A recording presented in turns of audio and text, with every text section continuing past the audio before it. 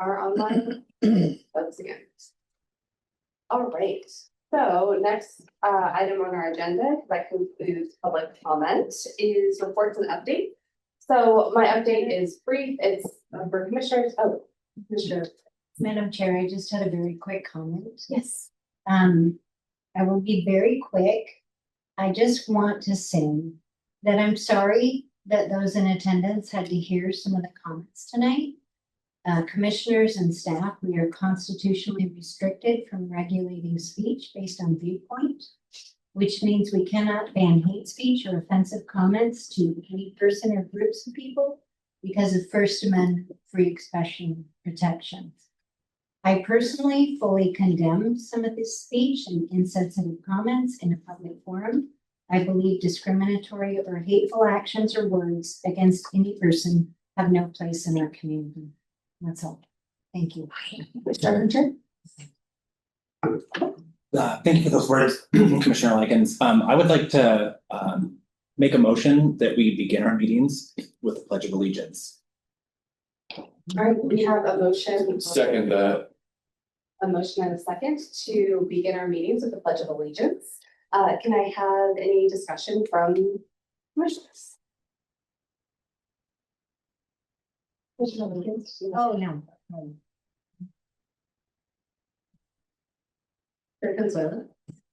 Thank you, Madam Chair. Are commissioners allowed the discretion to not do that? Okay. Any additional discussion? Commissioner Leary? Thank you, Commissioner O'Leary, District 1. Excuse me. I just like to say I totally support that. I think it's been a lacking element. We are a public body. We're here in a public building, and I think it's a wonderful thing. Thank you. Any additional comment or discussion? Seeing none, all in favor of beginning our meetings with the Pledge of Allegiance, please say aye. Aye. All opposed, please say nay. Any abstain? Me. 2 abstentions, and the motion passes. So we will begin our meetings with the Pledge of Allegiance going forward. Motion. All right, back to our agenda. The main thing I did want to address is that there have been many updates to the website, mostly thanks to Katie, who has worked tirelessly to do that, and also Vice Chair Letts for getting all of our proposals in order. Now you can actually click on a button that says see proposals, and you'll see folders that say that are first reading, second reading, so you can see which proposals are in which position within our process, as well as the updated Excel spreadsheet. So I just wanted to address that concern. Hopefully people are able to access it if they would like. If you can look at it, give feedback, that would be great. Commissioner Rohr. Should we get the microphone?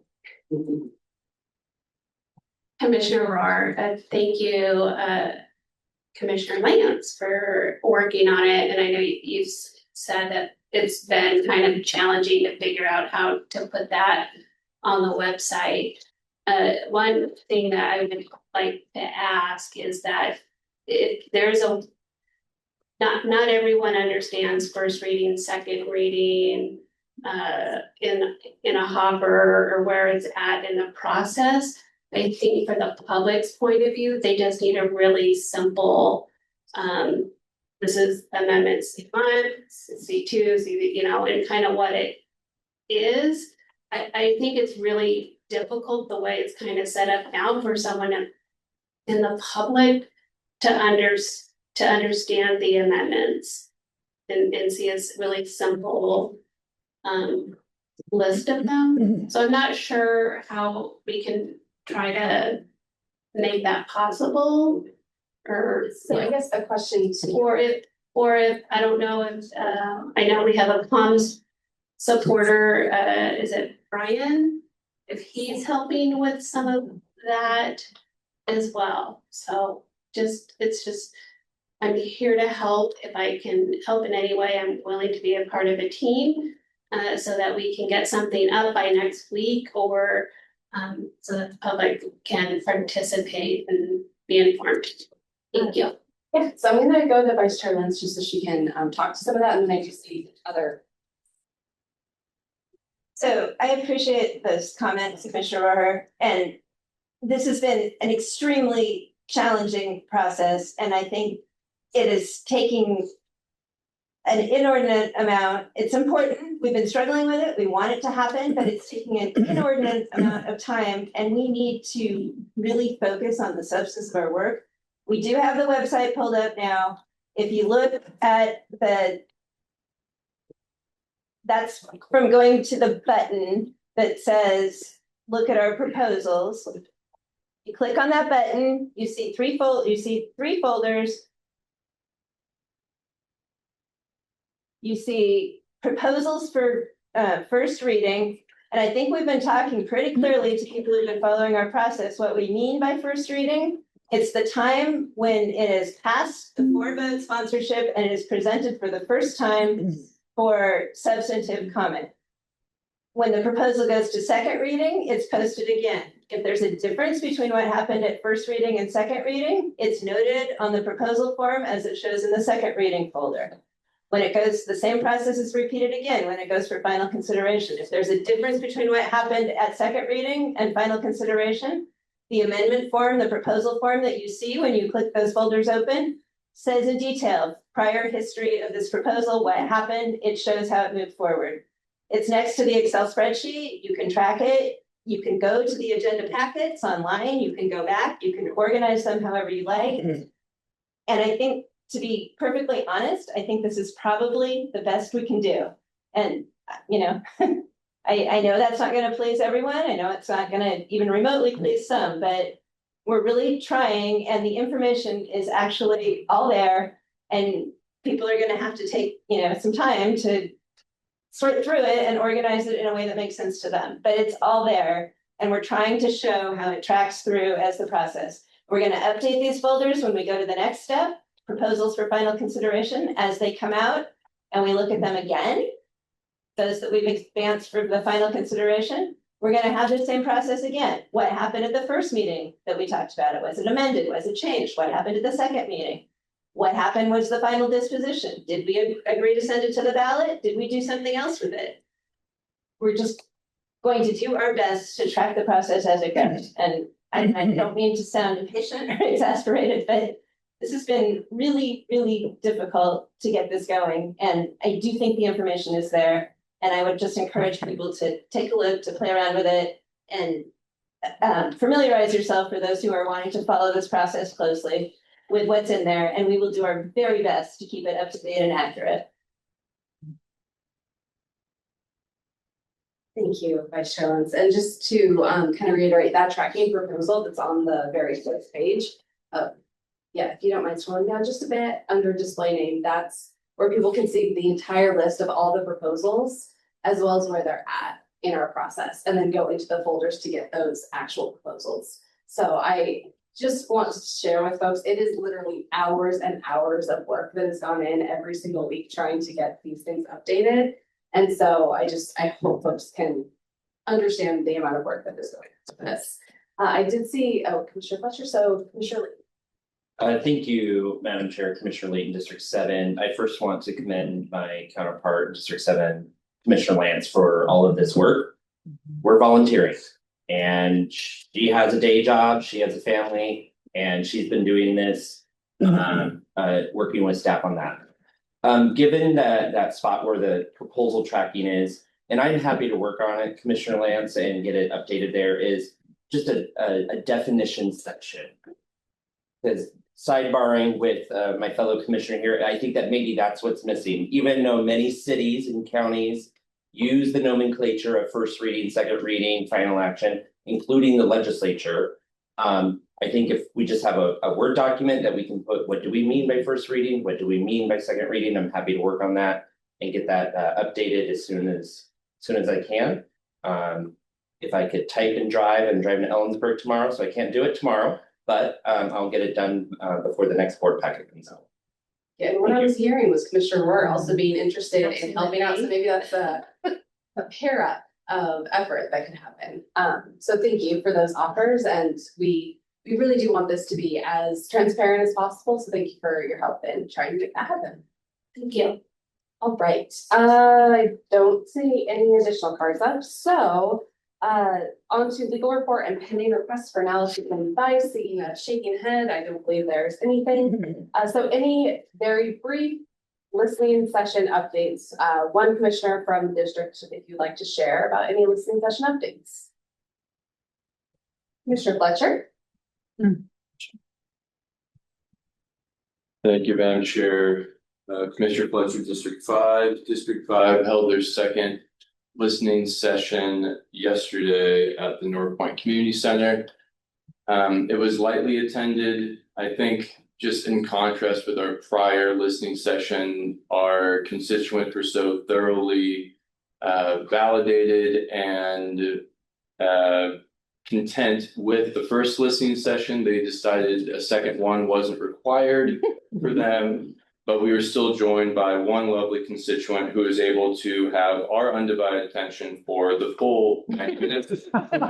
So we did a deep dive on those concerns for that one dedicated constituent.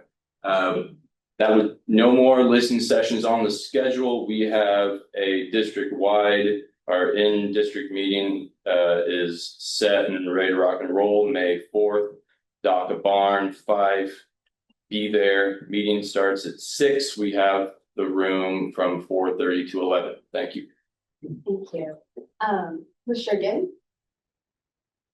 Thank you, Madam Chair. The District 4 Commissioners had our first listening session at the Furcrest Community Center last Wednesday. We had 18 people there. I think it was a good discussion. We had pizza, and we will have 2 more listening sessions.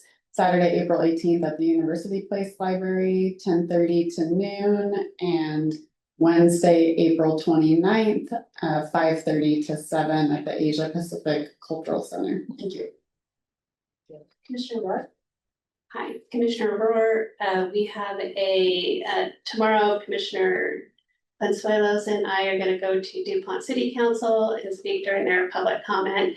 We sent them information ahead of time so they know exactly how to use a website and to be informed about it before we come and talk. They want to invite us back in after maybe the commission ends to go and give a presentation as well. We'll be speaking tomorrow for that, and then we have a listening session in DuPont this Saturday at the community hall off of Barksdale from 10:30 to noon. So Wonderful. So- Thank you. that's part of District 6, which represents Lakewood, Steilacoom, DuPont, Anderson Island, and so. Thank you. Wonderful. Thank you. All right, so that moves us on from updates to amendment proposals. If we could just pull up that Excel spreadsheet, really quick. Thank you so much.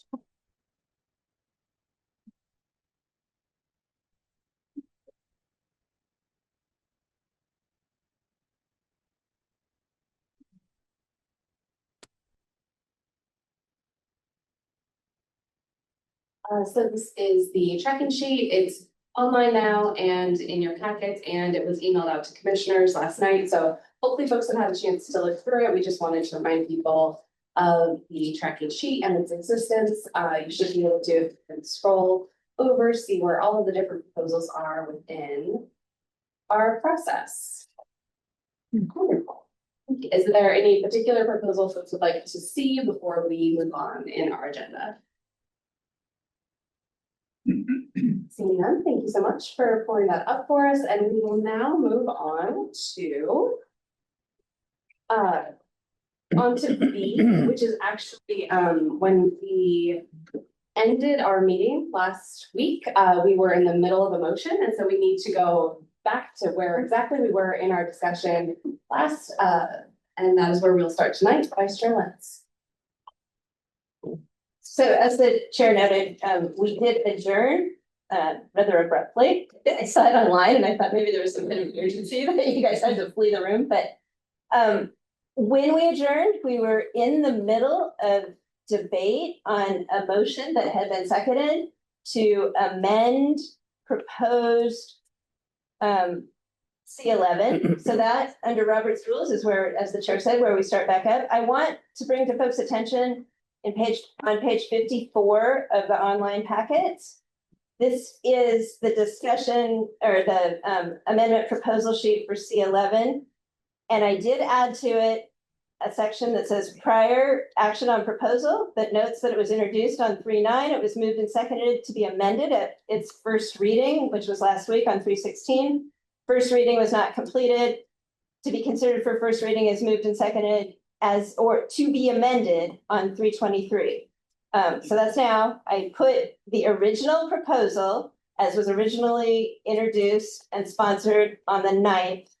On the second page, which is on now page 55 of your packet, I put the actual amendment to that proposal that was mid-debate. So you can see both what it looked like when it started, what it looked like after it was moved and seconded to be amended, which is where we're gonna pick back up again. And if you want to see what the original charter looks like without the strike-throughs and interlineations that were for the proposal and now the amendment to the proposal, I would suggest that folks get in the habit of, if you don't already, of bringing your charter notebook that they gave us. It certainly helps to look at what the charter does say at the moment as we're considering the changes to it.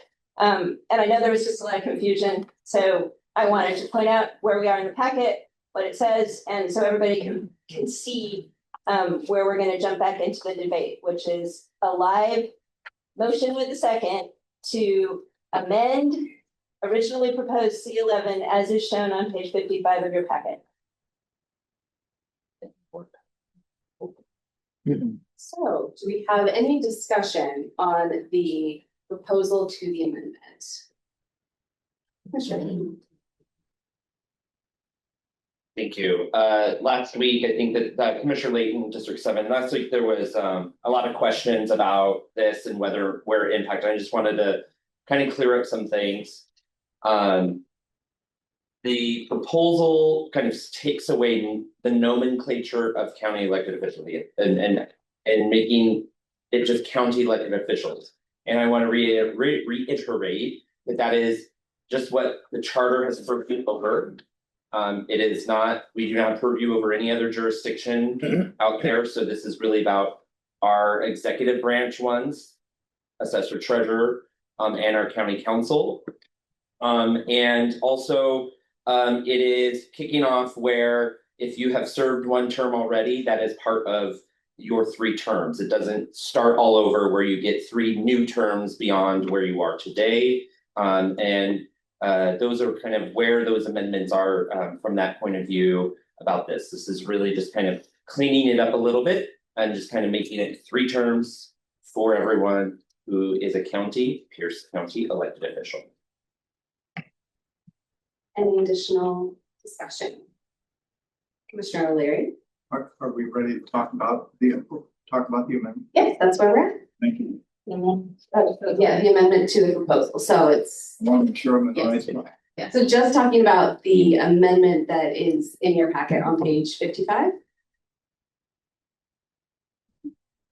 So it's the amendment to the proposal that's in mid-debate. So if you want to talk about the underlying first proposal, we first have to dispose of the amendment. I understand the process. I'm trying to figure out what I'm supposed to be reading here to make sure I'm talking about the right thing. On page 55. I'm there. Okay, the thing that says amendment proposal to reach, Sure. sorry, it says, that's the language that says, sorry, I see it. Okay, got it? So that's what we're debating. And if you want to see what it looked like when he first proposed it, just scroll up to page 54. And we have it. Yeah, so and it's on the screen. So is there any, Commissioner O'Leary, if you're okay with me going on to other folks while you review, thank you. Any other discussion? Commissioner Rohr? Commissioner Rohr, I have a question for the sponsor. Commissioner Layton, what was the reason for changing the 2000 to the 2026? Sure. I mean, it's just starting over for the election, so we wouldn't use the 2009. So I believe when this was changed last was the last charter amendment, or maybe it was proposed.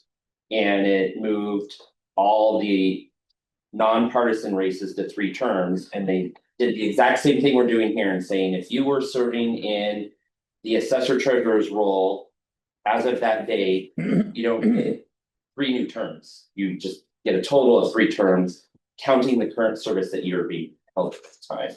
So we need to reset that date, start that clock again. You're welcome. Vice Chair Lentz? Okay. Sorry. I'd like to speak in favor of the amendment to the proposal. I think that it is now proposed with this amendment is pretty clear. It says no person can serve in the same position in county elective office for more than 3 consecutive 4-year terms. Doesn't matter if you're in the legislative or the executive. If you have been elected to a county elective office for more than 3 consecutive 4-year terms, you can't do it again. Then it says that in the office prior to when this would take effect shall be counted as part of of such consecutive terms, which doesn't change what it already says. It just, as it says, resets the date. I think it's clear. I think the goal is to align.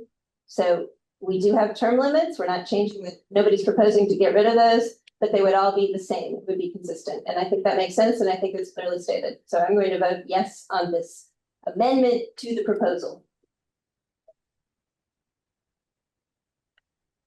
Commissioner Likens?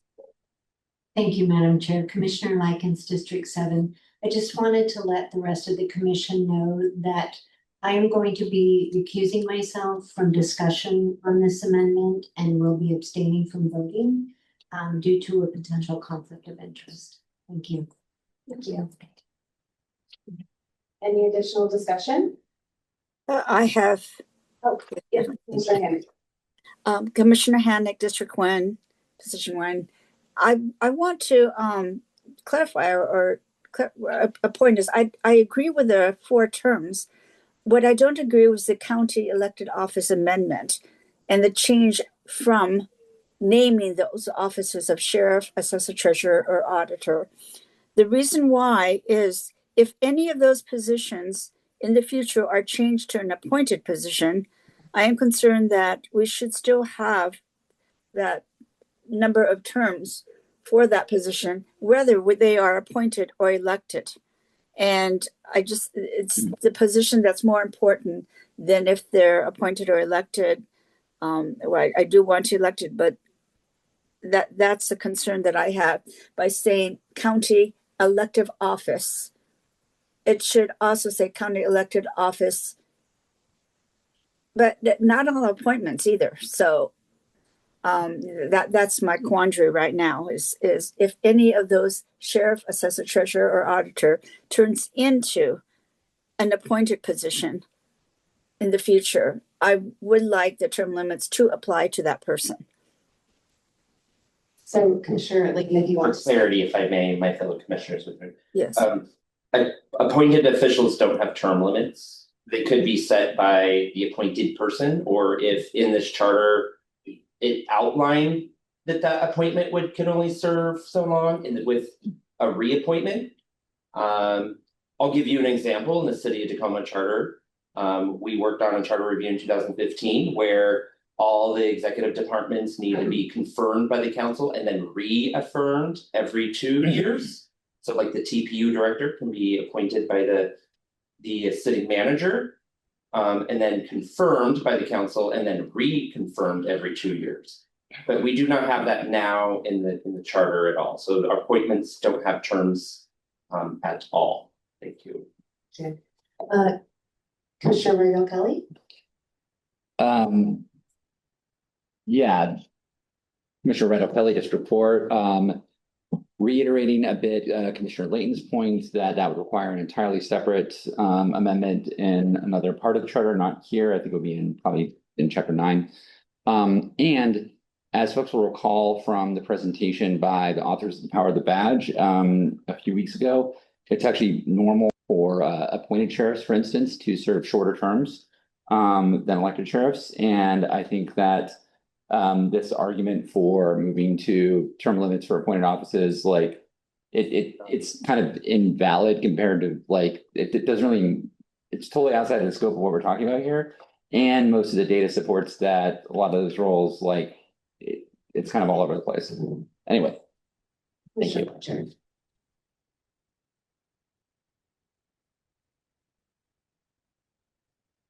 Commissioner Fletcher, District 5, question to Commissioner Layton. Are you aware of any current office holders who would not be allowed to run for office again if this is passed and implemented as written?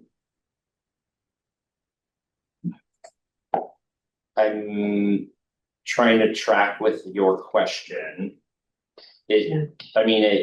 You need more clarity? Well, I mean, this would be approved by the voters this election cycle.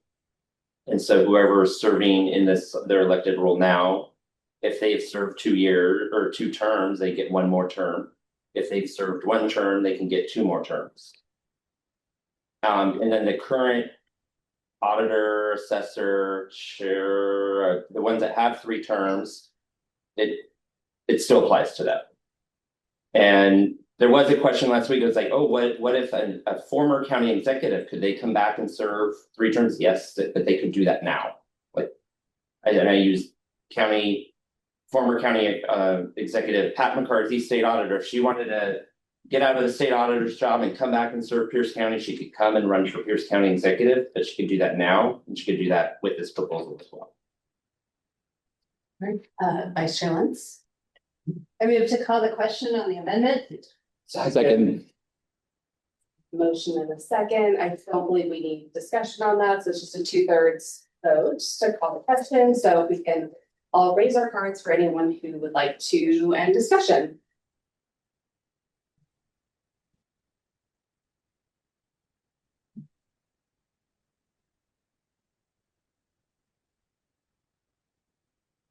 I count 12. So that does not meet the 2/3, so we continue discussion. Commissioner Rohr, did you have? Commissioner Rohr, question for Commissioner Layton. Is there some way we can provide more clarity here in the language where it says no person shall be able to serve in the same position in county elective office to the same office? The same, because someone could be in position 7 and then move. Would they be eligible to be able to run for a different position instead of it being about the office? You can't hold that same office for more than 3 terms. I would turn to lawyer Katie, our attorney. I would say that they're able to do that now. You could do that now, county council, and I feel like position and office is a nomenclature thing, not necessarily something legal thing, but I would defer to a smart lawyer that I am not. And Yeah, I mean, I would agree. So I think that right now that could happen. Someone could move and then they're in a different position on the council, if that's your question.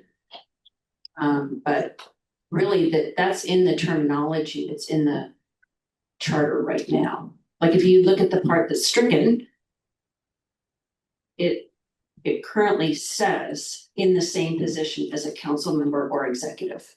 The first sentence that is stricken. So that the amendment right now, council members and the county exec have 2 terms. The other 3, auditor, assessor, treasurer, and sheriff, have 3 terms. This is just changing it, so all county electeds have 3 terms. And may I add clarity? If folks have an idea, it would be an amendment to the amendment.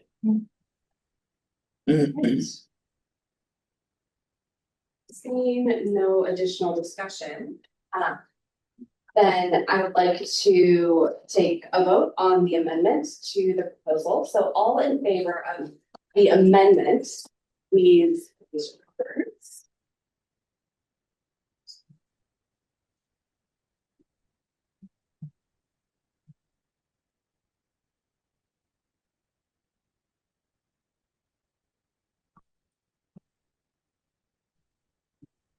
Account 11.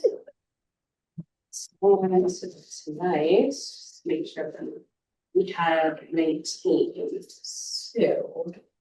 You still should call for the no. Oh, in a sorry, minute. sorry, Sorry. no, thank you for that. All opposed, please raise your cards.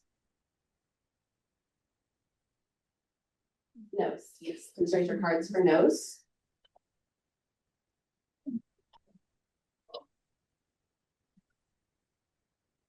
Three.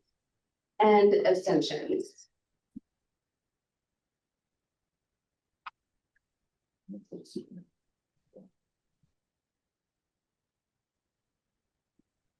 Six. So, yes, we got the, okay, thank you. So that still means it does not, or no, it does, yes, sorry, I'm trying to think of the 2/3 now, it does. But I will say, when you are an abstention, it doesn't count for or against, so it actually lowers your total vote count of needing votes. I just want to make sure, I know that Ms. Long is not here, but just FYI for future voting when we have abstentions. All right, so the amendment on the proposal passes, and now we're back to the original motion for the amendment or the proposal as amended. So we're still on first reading. It just moves forward to the second, Right. So, giving no further discussion, right? yeah, so if there's any further discussion on this amendment or this proposal as amended. Yes, Commissioner Rohr.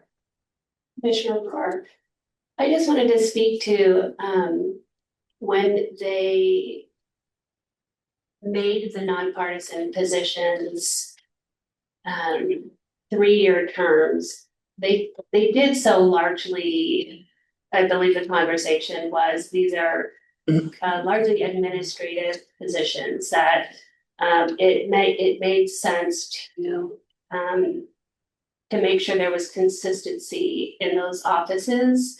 And they chose to keep the partisan offices, the 2-term limits, the 2 4-year term limits, because those are political positions.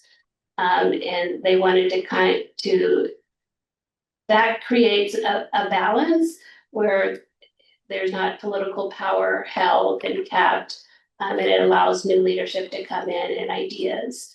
But with that, also, I had looked at charters across the state, and we do have a very limited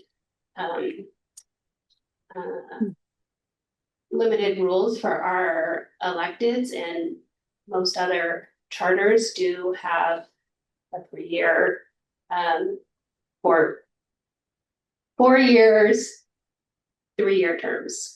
But I did want to provide that context on the issue. So thank you. Mr. Murphy. Thank you, Beth.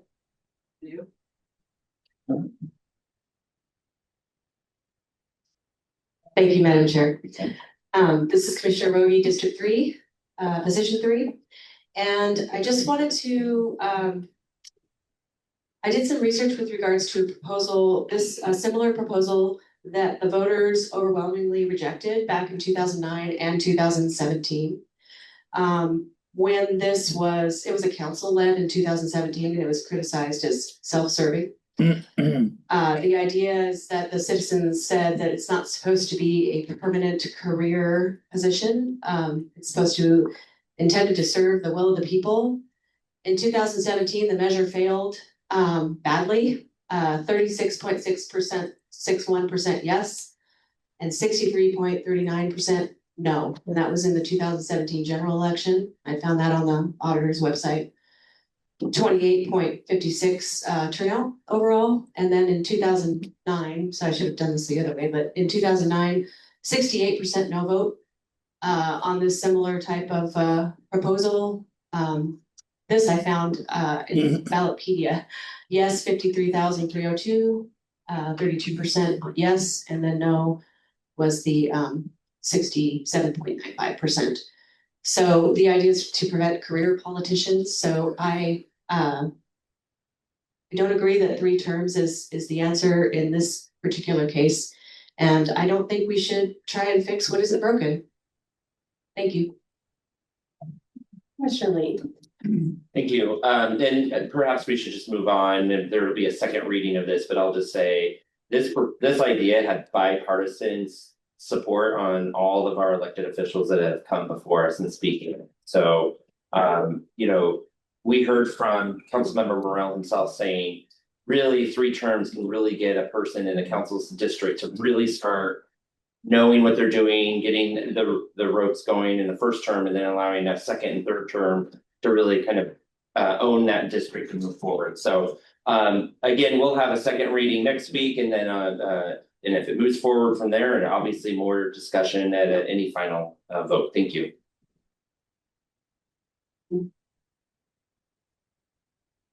No additional discussion. We will move this on to next week to second reading. Thank you all for your discussion of C11. And now we are kind of back into our usual flow because that was where discussion ended at adjournment last week. So there are no new proposals for information only this week, but we will move on to public amendment proposals for consideration of commissioner sponsorship. So we have P2, citizenship for voter registration on page 57, I believe, of your packet. My numbers might be slightly off now, though. I apologize if that's the case. You might. Oh, yes, I did it right. So are there any commissioners who are interested in sponsoring this proposal? Seeing none, we'll move on to P5, county district boundaries, found on page 59 of your packet. Are there any commissioners interested? Yes, Commissioner Ray. Yep, I'll run through it. Great. So that will follow our process and come before us on a future agenda. Thank you. Okay, so we're going to move on to commissioner amendment proposals for consideration of board vote sponsorship. As a reminder, when we kind of get to the discussion of these, it really is meant to be questions about the proposal itself and not getting into a policy debate about them. We can do that in our substantive discussion. It's really meant to be to gain better understanding of the proposal, not to get into a debate. And I will be doing my best to cut that down if that's what's happening tonight, because I know we all have a lot of thoughts. People want to share their thoughts, but this is really meant to be a clarifying understanding of where we're at. So our first is C14, Public Safety and Stability, or Public Safety, Stability and Protection Fund on page 60 of your packet. And I will turn it over to Commissioner Molesky for introduction. Thank you, Madam Chair. Brenda Molesky, District 2. The rationale for the first one, which is the Public Safety Stabilization Protection Fund. The Public Safety Service depends on the consistent staffing, training, and operational readiness. However, traditional budget structures can create fiscal volatility when unspent, appropriate lapse at the end of the fiscal period, limiting the ability to carry forward funds for long-term hiring and capacity planning. This instability can make it more difficult to address staffing shortages, maintain minimum response levels, and sustain recruitment and training pipelines. So the proposed Public Safety Stabilization and Protection Fund provides a structural continuity by allowing dedicated public safety funds to be carried forward and used exclusively for their intended purpose. By stabilizing funding while preserving lawful appropriation authority, the amendment supports responsible financial planning, enhances transparencies, and strengthens the county's ability to maintain reliable public safety service in the community. Thank you. Thank you. Is there a legal report on this item? Yeah, I think. Oh, okay. We're getting Crystal. So this is within the authority of the Charter County. Thank you. Thank you. All right, so now we will move on to brief discussion and we'll see questions. Yes, which we call a brief discussion, but it is questions for the sponsor. So Vice Chair Lentz. Hi, Commissioner Molesky. This is Martha Lance, District 7. I have a question for you. Your proposal calls this the fund, and it says it shall be used exclusively for law enforcement, corrections, prosecution of criminal offenses, et cetera. Is that fund intended to refer to the funds that are to be collected from the public safety tax that was recently passed by the council, or is this a different public safety fund? Thank you, Madam Chair. Thank you, Vice Chair, for that question. No, this is a different one. It's a separate. This is the one that's normally allocated to them when it's time for them to do their budget. In regards to this, so that at the end of the year, if that budget hasn't been depleted, it should still continue to stay within that department so that they can be able to plan for their next year following. So I'm trying not to overlap because the other one kind of connects with that. So Commissioner Morell kind of explained to me when he was here, basically, I feel like it's an inconvenience when they do not spend all their money, but they have submitted their justification of why they still need to have that funds, but the funds are still sent to the general fund, but there's no guarantee that they will receive that money back in full. They might only receive a percentage of that, which kind of makes it difficult for any of these departments to successfully operate that they could in regards to that. Some of the things that's taken place within the county reflects that as well. So what we're trying to do is protect those funding so it doesn't move to the general fund. It stays where it needs to be so it doesn't create a financial burden nor create public safety, which is needed for those funds to accomplish. Thank you. Commissioner Randall Kelly. Thank you, Commissioner Randall Kelly, District 4. I think you partially answered it, but I need a little further clarification. Is the argument that unspent funds, carryover funds from the end of a budget period, a budget biennium that have not been utilized by like the sheriff department or other public safety departments will be carried over and not reabsorbed by the general fund? Is that what you're trying to say? Or you're trying to say that if a budget is set in a certain year and it's not met, the budget should not be reduced in the next biennium? Understood the point. Yeah, I see what you're going. Yeah, there's two factors there. Yeah, so the thing, for what it was explained to me and the practices is that if the fund has not been spent by the biennial, then the money has to go into the general fund at the Pierce County level. When it's time for the budget proposal again, as I asked Councilman Morell, all right, that money can be identified to redistribute it back to the department, but not in full. So for example, if they had $4.8 million, all right, that went into the general fund. There is no guarantee that they will receive that full 4.8. They might receive maybe only 20% of that 4.8, all right, for that new budget allocation. I don't know if that was helpful. Commissioner Surratt. Thank you, Madam Chair. Commissioner Surratt, District 5. Thank you for the proposal, Commissioner Molesky. You did answer a question that I had with regards to where the revenues that would come into the fund would originate. Presumably that's a council appropriation. And all of the council appropriations for law enforcement would be tucked away into this fund, if I'm understanding that. I would suggest, though, that the proposal does not clearly articulate that at all. But that's also not my question. My question for you is, by requiring voter approval to reallocate those funds, how does this proposal not undermine the council's statutory responsibilities to manage appropriations and respond to fiscal emergencies? Thank you so much for that question. First thing is, yes, and the full body of the proposal, it does identify not just the judicial, but also the correctional facility. Any of those civil servant facilities, if I can say it that way, are identified to support in regards to this budget. So it's not just the sheriff department in regards to this. This takes care of the whole judicial system, which includes the correctional facility and the prisons and so forth. For that, each one of them has been affected by this budget. For here, the second thing that you asked me about, this does not undermine that because each department still has to be accountable to the council to report their budget reports. They still have to file all of that. They still have to justify what they spend. So all that's not taken away from that. All we're trying to do is establish the justification that whatever money has not been spent at the biennial, all right, that the department should still hold on to that, not move to the general fund. Even when they have submitted their justification for the funding, at least it'll protect us so that that will be taken care of. Right now, that is not the case. Right now, there's no guarantee that they'll get that money back. And there is a possibility of just little to none that they will receive back on the new fiscal year. Thank you, Fletcher.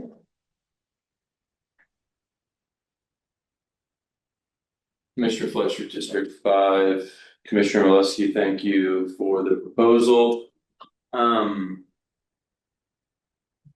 you aware of any mechanisms that the executive or the county council has in effect to allocate unused funds? Because from what I understand, this amendment is to promote responsible budgeting, promote fiscal responsibility. If you are a department that can maintain a budget and not spend willy-nilly, you can keep that, and it's incentivizing good behavior, which I think is good. I'm just curious as to Commissioner Surratt's question as to, does this operation already exist at the county level for the county council or the executive? And I'm of the opinion that power of the purse belongs with the county council. So I would like you to, if there are existing procedures or ability for the council and executive to maintain fiscal responsibility already. Thank you for that clarity, Commissioner Fletcher. What's existing right now at the county council is as such. Before the biennial term is expired, each department, all right, is required to turn that money back to the county council or the exec into their general fund. The county council then sits down and looks at that funds, but each department is responsible, all right, to submit their budget proposal of what they need for those expenditures. It's up to the county council then to decide whether they want to give them back the full Monty or they go to give them back a certain percentage, all right, for them to be able to fund for their project for the next fiscal year or the biennial year. So that is how the county council functions in regards to the fundings that are not spent. I don't know if that helped.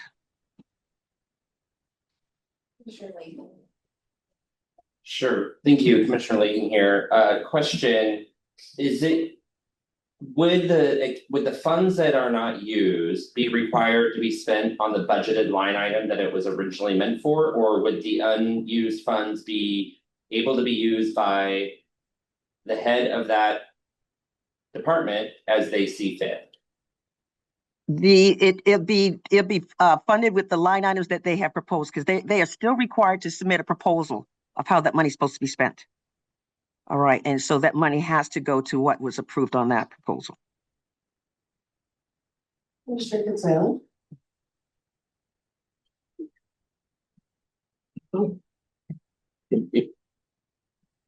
Simple Bikes. My commissioners, thank you, Madam Chair, and thank you, Commissioner Molesky, for bringing this forward. My question would be, I'm seeing here that the purpose of this would be to promote continuity of some of these services. Do you have any examples or any prior history in which these offices, whether it's the sheriff's office or any law enforcement type office, has needed this? And if so, like what the project was, just so I can understand like what the type of things they would be using it for would be. Sorry if that was weird at the end. No, it's fine. I appreciate you on that. Basically, what's currently happening right now is the biggest factor is staff shortage. So this is not just on the law enforcement, but also in the prisons as well. It's just a lot of shortages that's going on. So right now at Pierce County side of the house, we are short 50 personnel if they were going to go out and service the community. Right now, the safety has really been diminishing because of the lack of personnel. For an example, I think our last incident, I think everybody knew of, it's around the Gig Harbor area. And what I've learned through my research, though, Gig Harbor is kind of split. So City of Gig Harbor, if I say that right, because I'm not familiar with the territories, they have their own department, but then you got some that's outside of that area, but just on the border that belongs to the county. So what happened to that situation was, although there was a domestic dispute which ended with fatality, it happened near the station, but that station there does not have to respond if it's not in their jurisdiction, meaning that if it's outside of the purview of their jurisdiction to serve. So that meant that the call had to go out to the county. Well, it took over 2 hours for that, and it was only one sheriff that covers that area to respond to that situation, which ended up with a fatality. If the money was there to help increase the staffing, and especially because unincorporated county is a challenge, I really believe that would reduce the fatality, because there's no guarantees. So I'm just going to say it's going to reduce the fatality or maybe improve the situation so that no lives were lost at that time. But right now, the response times is very slow at this time because of that. So that's one example I have. Mr. Willis. Thank you, Madam Chair. Commissioner Willis, District 3. That was a fantastic question. You almost took the words out of my mouth. So I was going to ask for examples, Commissioner Malowski. Question, it's a 2 quick part question, I promise. Question 1 is just yes or no. You have in here emergency response. Does that pertain to fire districts, or is this specifically for law enforcement? You speak a little bit loud because you're soft on the mic. Do it again. Apologies for that. When you mentioned emergency services or emergency response in your summary proposal, is that referring to fire districts, or is this specifically only for law enforcement agencies? The fire district is included. Okay. All right. So the question that I have on this, more of a statement for discussion, is in my previous. I'm just going to do this. So we need to keep it to question. Questions. Okay. Questions. Okay. So regarding the budgeting lockbox, I guess is what I'm gathering from this. The Washington State Fire Commissioners Association has had grave concern that there has been misallocation of funds regarding PILT, payment in lieu of taxes, given from the federal government through the Department of Information, and that money is not being utilized correctly at the county level. So would this proposal secure that monies that is given from a federal level down to the county to be passed through the appropriate channels of auditor back to fire districts for emergency response services? Any funding that was delegated or distributed, whether it be federal or state, all right, that is protected by this proposal from there. So that's what the purpose of this is. So any funding, whether it be the grant or federal or state or however these fundings are being distributed to the different departments, they are going to be protected by this proposal. Madam Chair, may I draw a point of parliamentary inquiry that perhaps our legal counsel can just answer? Because I feel like if I say it, that won't be believed. Do we have authority over fire districts in the county charter? That is an excellent question. I would love for someone not me to answer. No, I don't. So fire services are either independent jurisdictions, which would be fire commissioner. They're run by fire commissioners. So like West Pierce, Central Pierce, East Pierce. I don't remember because I know some of them are. So, or they are city departments, like the city of Tacoma has a police. But fire departments are not county departments. Thank you. So I will take a look at that again and revise that if it's necessary. Thank you. Commissioner Rohr. Oh, Commissioner Rydell Kelly and then Commissioner Rohr. yes, thank you, Commissioner Malinsky, Commissioner Rydell Kelly, District 4. I'm curious if you know how much of the shortage in deputies comes from a lack of money to pay for deputies or unfilled positions, because those are two separate questions, and it's actually my understanding. Debate. Okay. I'm curious though, it's like, I'm wondering, okay, if that's the. It's Okay. argumentative. Thank you, I apologize. You're good. Commissioner Rohr, you have a question. Okay, I got it. You. Commissioner Rohr, thank you, Commissioner Kamielewski. I have a question whether this amendment address anything about the time that these funds are committed to this fund, like, or is it in perpetuity that they get to hold on to these funds? And I ask that just because I'm concerned about the council's authority to budget, you know, in current cycles and with future county councils, just. So that's my question. I'm trying to understand what you're asking. So the money is committed to this fund and it never goes back to the county general fund. Correct. So there isn't anything that supports the money getting used on a timely basis once it's in the fund. Okay, understood the point. So that we make sure that we're not trying to misappropriate or misuse the funds or whatever the case may be, that the funds are being spent for what is supposed to be identified for. Am I understand that correctly? And for the length of time is what I'm hearing, that it doesn't just sit in a pot forever. Yeah. Right. No, it can't sit in the pot forever. You got to, there's checks and balances. The thing is, they still have to report to the county council. So the thing is, they still have to submit their expenditures. They still have to submit their financial report. All that has to be accountable. That's not taken away from that.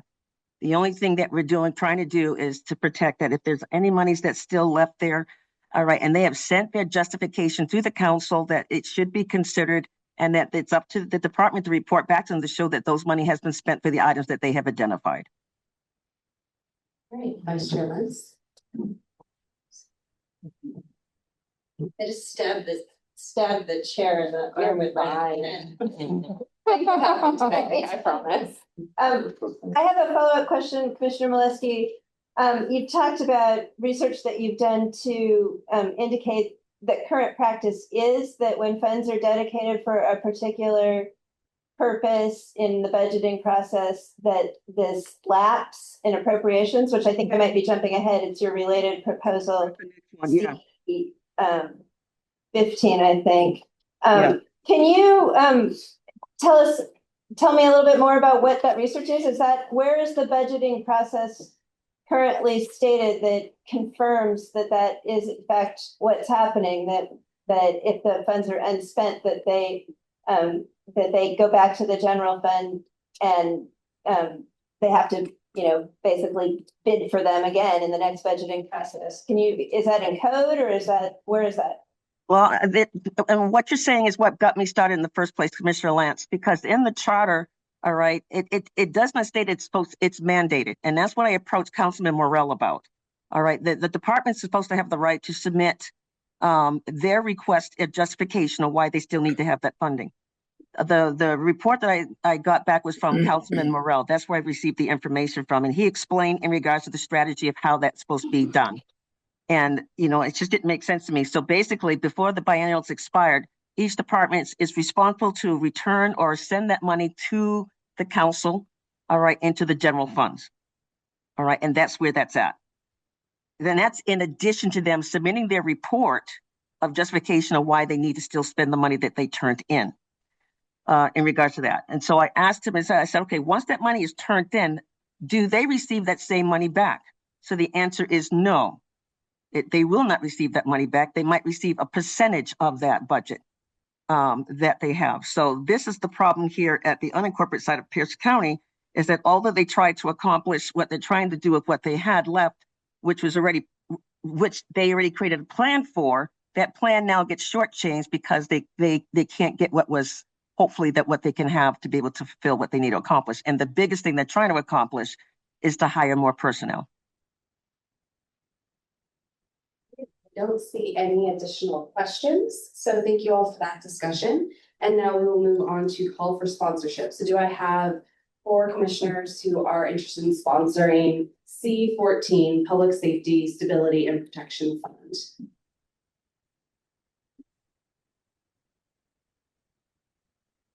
So we do have 4. So that will move on to discussion at a future agenda. Thank you all. Commissioner Malewski, you get the floor again to talk about C15 lapses in appropriations found on page 64 of your packet. Thank you very much, Madam Chair. Trying not to be redundant, so I'm going to go for the rationale for this here, but basically they were overlapping. So this provision promotes responsible fiscal management within the Pierce County by ensuring that the appropriate funds are used only for their intended purpose within an appropriate time frame, allowing unexpended and unencumbered current expenses appropriation to lapse at the end of the biennium, reinforces the County Council's authority over the budget process and ensures that funding decisions are reviewed and reauthorized during each budget cycle. For capital budget appropriation, projects often span multiple years due to planning, permitting, and construction timelines. Allowing these appropriations to remain active until this project is complete, abandoned, or inactive for 3 years provides reasonable flexibility while preventing unused or outdated project funding from remaining indefinitely on the county books. Overall, this policy strengthens the transparency, fiscal accountability, and oversight in Pierce County's budgeting process while aligning with standard public budgeting practices used by Washington counties and the requirements of state law governing county appropriation and expenditures. Thank you. All right, so on to discussion, aka questions. Vice Chair Lance. Thank you. Commissioner Malewski, I just have a question about this. The only change that you proposed in this proposal to existing section 6.75 is to add the words "this charter." So as I understand 6.75, it relates to lapses in appropriations, which I think you've been discussing before. And what it currently says is unless it says otherwise in an appropriation ordinance, which would depend on whatever ordinance was done for the particular appropriation. So unless already exempted by appropriation ordinance, that all unexpended appropriations shall lapse at the end of the biennium. That's what it currently says. So you're saying the purpose of your proposal, I just want to make sure I understand it, is to say that's already true if it says something to that effect, if it creates an exception in the implementing ordinance. But you're also saying, and I just want to make sure I understand it, this relates back to the proposal that you were just discussing, that if the treatment of a particular appropriation is now captured in charter, which it would be if your proposal goes forward, that this pulls that forward and says that the lapses in appropriation, there's also an exception, not just if it says so in an ordinance, but if it also says so in the charter. Am I understanding how those two pieces relate to one another? Yes, Vice Chair. Okay, thank you. Commissioner Searle. Thank you, Madam Chair. Commissioner Surratt, District 5. Kind of piggybacking on the comments of the Vice Chair, isn't it not possible that if we move forward with the previous amendment proposal, that this article can also be amended to reflect that change and have multiple articles be affected, or at least multiple sections within the article be affected by that one proposal previously discussed? Based on, is it okay? Yes. Based on legal and stuff that they advised, and they guided me on this, was to make sure that it was aligned. So these are the two that you see right here, but we can review that to make sure that they're not connected to any others within this section.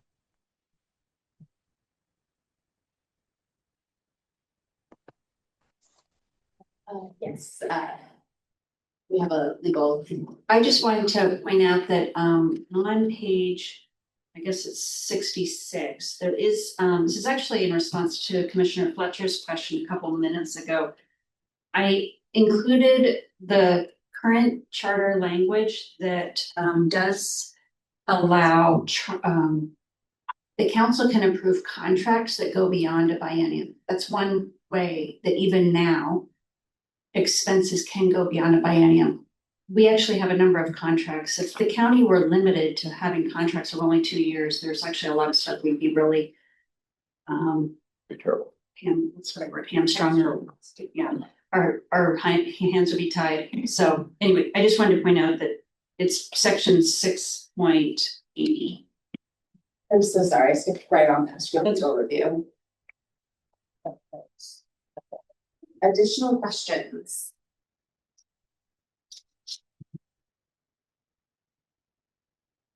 Looks like you did such a great job explaining. There aren't a lot of questions. So seeing none, we will move on to any additional legal reports. Sorry, since there's just super fast.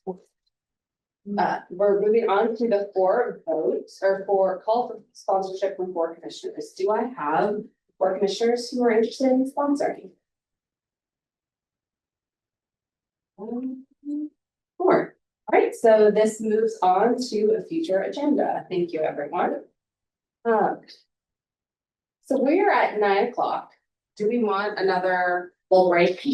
Okay, so without objection, we're going to take a 10-minute recess to 9:11.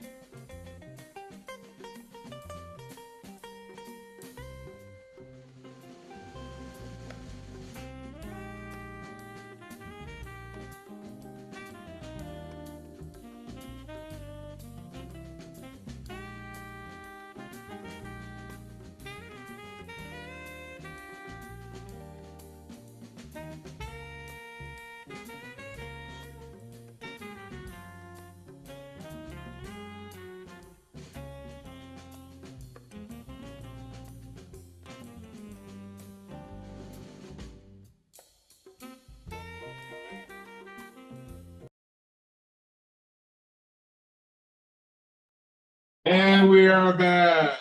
Yes, sir. Thank you. All right, so that takes us on to C18, juvenile detention, on page 67 of your packet. Commissioner Layton and Likens, please introduce this proposal.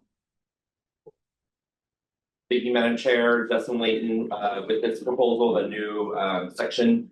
It's left blank on where it should go. It was debated if this should be in the executive department or in the catch-all Article 9. You've read the charter, Article 9 is sort of the everything to think article. Yeah. In kind of doing research of county government, our juvenile detention facilities are actually overseen by the Superior Court system. Raymond Hall is our juvenile detention, and that is overseen by the Superior Court, where they appoint a few of the Superior Court judges that oversees it, and then they're the ones who appoint, we'll call it the warden of Raymond Hall. There's really no oversight or authority that the county has over the juvenile detention system, and that has caused a lot of issues over time. Capital facilities are falling apart, and there are issues of inappropriate activity and our juvenile detention attendees of molestation over the years. There's over nearly $400 million in risk that is happening because of over about 150 claims of misconduct on those who we've had detained in the juvenile court system or the juvenile detention system over the last few decades. This juvenile detention facility operated by the county, this amendment would establish a juvenile detention advocate officer, which will oversee, not oversee, but have the ability to have access to not just the juveniles in our custody, but also their parents, and have access to paperwork and look into it. And then it would establish that that it would have an independent audit or accreditation review, no less than 5 years. This would certainly help find holes and hold accountable those who oversee our justice system for our juvenile courts or juvenile attendees.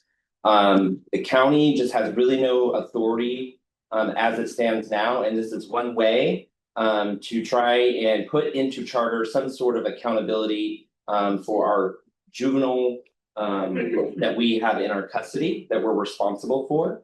And I can go into some more numbers if we wanted, but it's really important that we hold true that the youth that we are detaining, no matter the reasons why they're detaining, that we are advocating for them and that we are holding justice for them, and ensuring that that they are getting rehabilitated in the way that is safe for them moving forward. And I'll just leave it there and see if my fellow Commissioner Lakins has anything to say. I was just gonna comment that, you know, this is about protecting kids, which I think is such a big priority for everyone at this table. And realizing that there is a lack of accreditation, regular auditing, and oversight for children within the county's custody is concerning. And so this could remedy that and provide that extra needed layer of accountability that's so required for these kids. You know, in the hospitals, we are required to be accredited, have regular inspections, have checks, and these are children in custody. So, and these are sometimes children, you know, who were put there, who've experienced abuse already before even being placed there. So I think the extra layer would be a good thing, and the public comment that I've gotten for people who I've talked to this about has been extremely supportive. Thank you. Thank you. I'm not going to skip it this time. Is there any legal review? Yes, this is within the authority of the Charter of County. Thank you. All right, so on to brief discussion. Again, questions, no substantive discussion. Any questions? Commissioner Roby. Thank you, Madam Chair. I just had a question. Does this, when you created the amendment, did it take into account the new organizational structure of the court? They just, effective March 2nd, they have a court executive officer and two deputy court executives in alignment with their court strategic plan. So there's a shift there. I just didn't know if you knew that and you had taken it into account. And the executive has started a juvenile justice task force, which is really cool. But I just wanted to know if you knew about that. I knew about the second part, but that part may have some ability to kind of do things, but there's nothing in our charter that is going to mandate that. For the first part, it still keeps the Superior Court overseeing it, and there's no outside influence to help ensure the safety of our students, the overseeing of the facilities, and really importantly, ensuring that it is being audited or having accreditations on it as well. I kind of asked, would you want to go to an unaccredited hospital? I don't think so. So, you said those court system offices, I would have to look into, are they specifically for juvenile detention? I do not know. And if somebody can answer that, that's great, but I don't think that they're specifically for that. This is really driven to ensure there's oversight over this facility. Commissioner Gill? Thank you, Commissioner. Again, just curious if you had a sense of about how many people would be an appropriate number of staff for this office, if that's like 2, 3, 5. I don't know. It would be an establishment one. I don't know if you want to answer, but I have a kind of an answer back though, so. I was gonna say it would vary on what the average daily census is, because juvenile crimes are treated differently now than they were when the facility was first done, and so there were much more people. So whether these would be full-time positions, part-time positions, or if it would change based on acuity, attendance, those are discussions to be had. And I'll just add, I would rather pay upfront the cost of oversight and safety for our kids in detention than the back end of it. Of the 161 claims for abuse at Raymond Hall that have been filed against the county, the damages are over $400 million.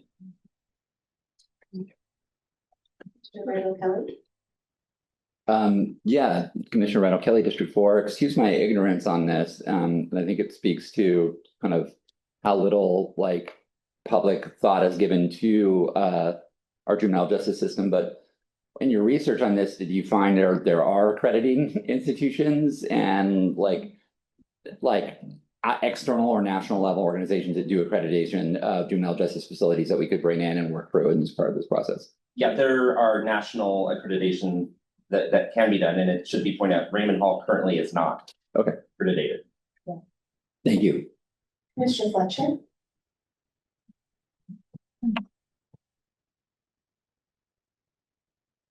Thank you, Madam Chair. Commissioner Fletcher, District 5. Thank you, Commissioners Layton and Likens, for this novel proposal. Superior courts are facing financial burdens at this time. I would imagine this would be an additional financial burden, despite what I view as a very noble objective. Have y'all put any thought into who will pay for it and where the money's coming from? Well, it's hard to measure. It would come from the county, but it's hard to measure what you're saving in having future litigation. I mean, one of the reasons you put money into accreditation and evaluation is to prevent future litigation. And 400 million that has been spent in the past litigation, we're trying to prevent that in the future. So it's hard to measure. Yes, these programs aren't inexpensive, but you're looking at doing the investment up front. And I appreciate your fiduciary responsibility and concern. And it's hard when you do what we call unfunded mandates, but I believe that the protection of children in custody is more important. Thank you. And there are, in 2025, there's 448 juveniles that stayed at our juvenile justice facility. The average length is about 33 days. And the average daily population of Raymond Hall is about 30. Any additional questions? Commissioner Rourke? Sure.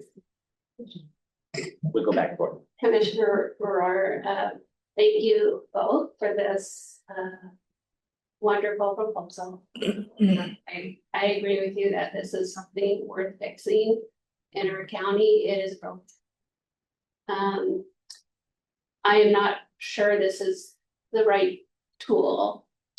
In my research, it kind of shared one way to do it that would probably be more effective and cause less challenges with the court system, because this is typically something that's deals with is under the jurisdiction of the court system, not the executive branch. Sure, is there a question? Yes. Yes, thank you. That it might be wise to look at the county council doing an ordinance and doing an interlocal agreement with the courts that respects all the different state laws, confidentiality laws. A lot of red flags came up with this when I looked at it. And so is that something that you've considered, that an interlocal agreement would be a more effective tool for creating that needed oversight in this for our children? So there are different options, and if you wanted to bring a proposal forward, you could. But the thing about an ordinance is that it can be repealed, it can be changed. But when it is in the charter, then it is much more difficult. It would take a vote of the people to remove. And I feel like this is important enough that I believe if it's enshrined in the charter, then it's ensured that it. And we're open to amendments and having discussion. So thanks. And it is my understanding, one, an interlocal agreement means that the courts would have to agree. And it's my understanding that there was offered an agreement to the courts, and they said they would take it under advisement. So if they don't want to do it in an ordinance, they don't have to do it. And then we'd have to wait another 10 years or another amendment process to do that. So I mean, it relies on an interlocal agreement relies on two parties agreeing. And when one party perhaps isn't really doing the proper oversight, ensuring the facility has accreditation, I think that that's problematic, and that's why I firmly believe it should be a charter proposal mandating it forward.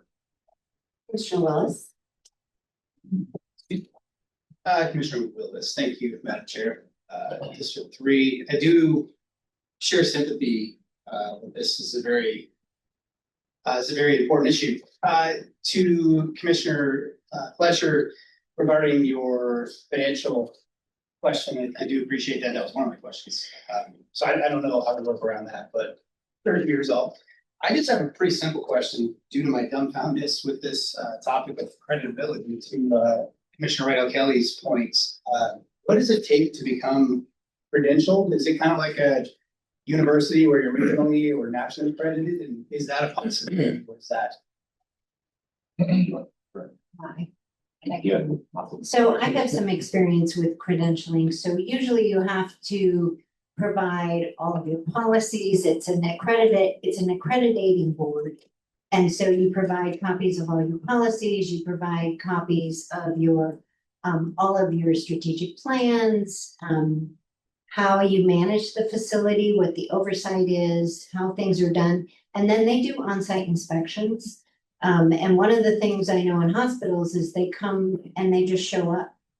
And they show up and do inspections and make sure that what you're actually doing in practice is what the papers say that you're doing. It's a long process. It's a lot of work. I helped credential a transport team for newborns and children, and it was a years-long process. So it's not, if this were to become voted on, go to the voters and be voted on, it would be a process that would take time.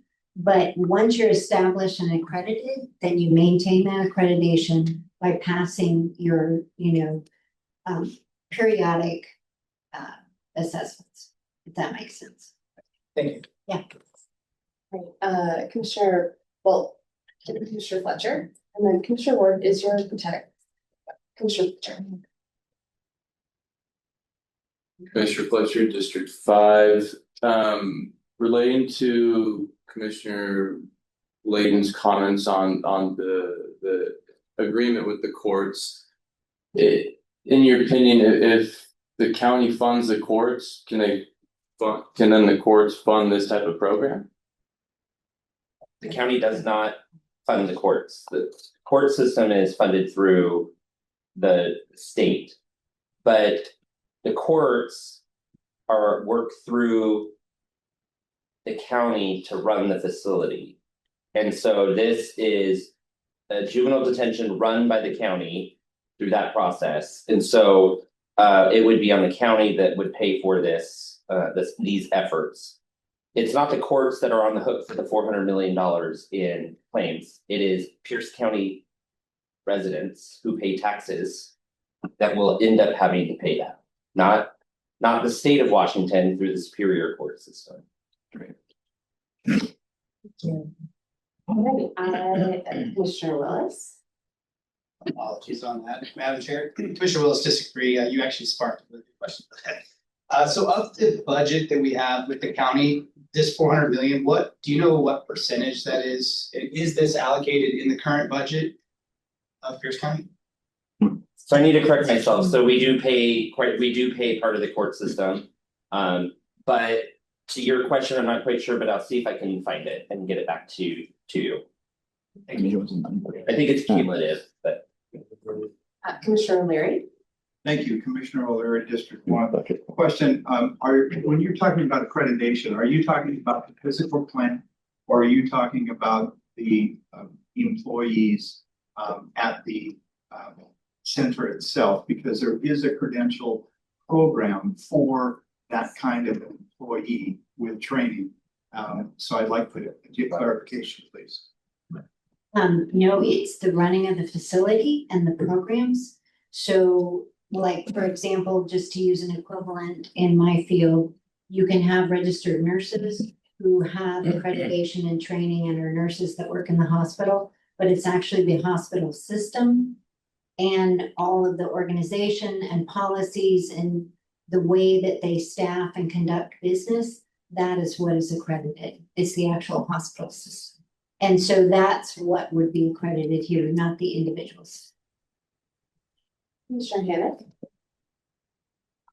I have been, this Commissioner Hannick, First District.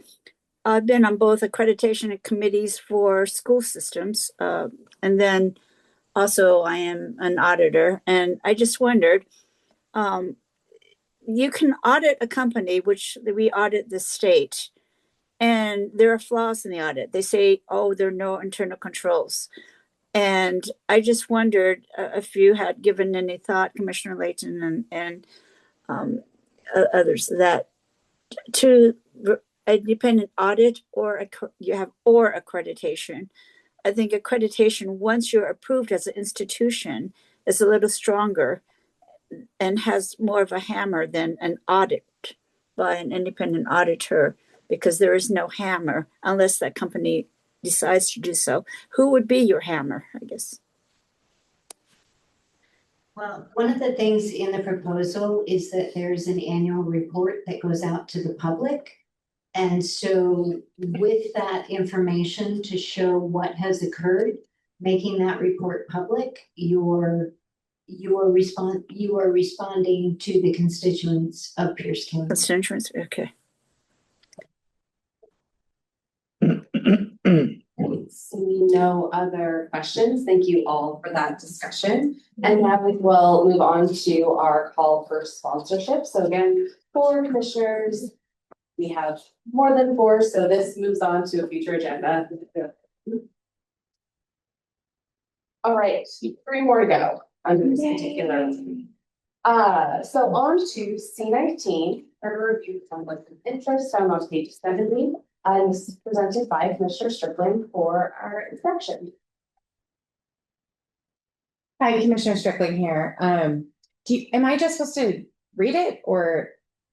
So if you, you can read it or give us kind of just a brief summary? Yeah. Yeah, okay, I'll just do that then. It is a way to clean up processes, just a good governance amendment so that we can make sure that we're preserving the independence of this charter and making sure that we have established a good disclosure and recusal for anybody who is currently, anybody in the future who would be currently, I guess that would be current. Maybe I should have just read it.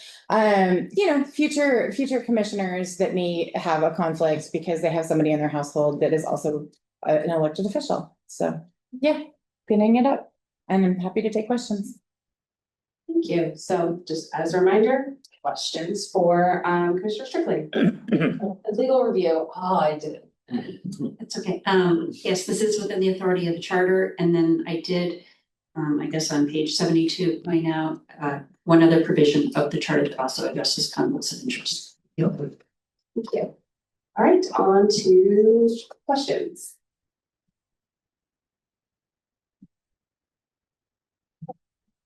Vice Chair Lentz.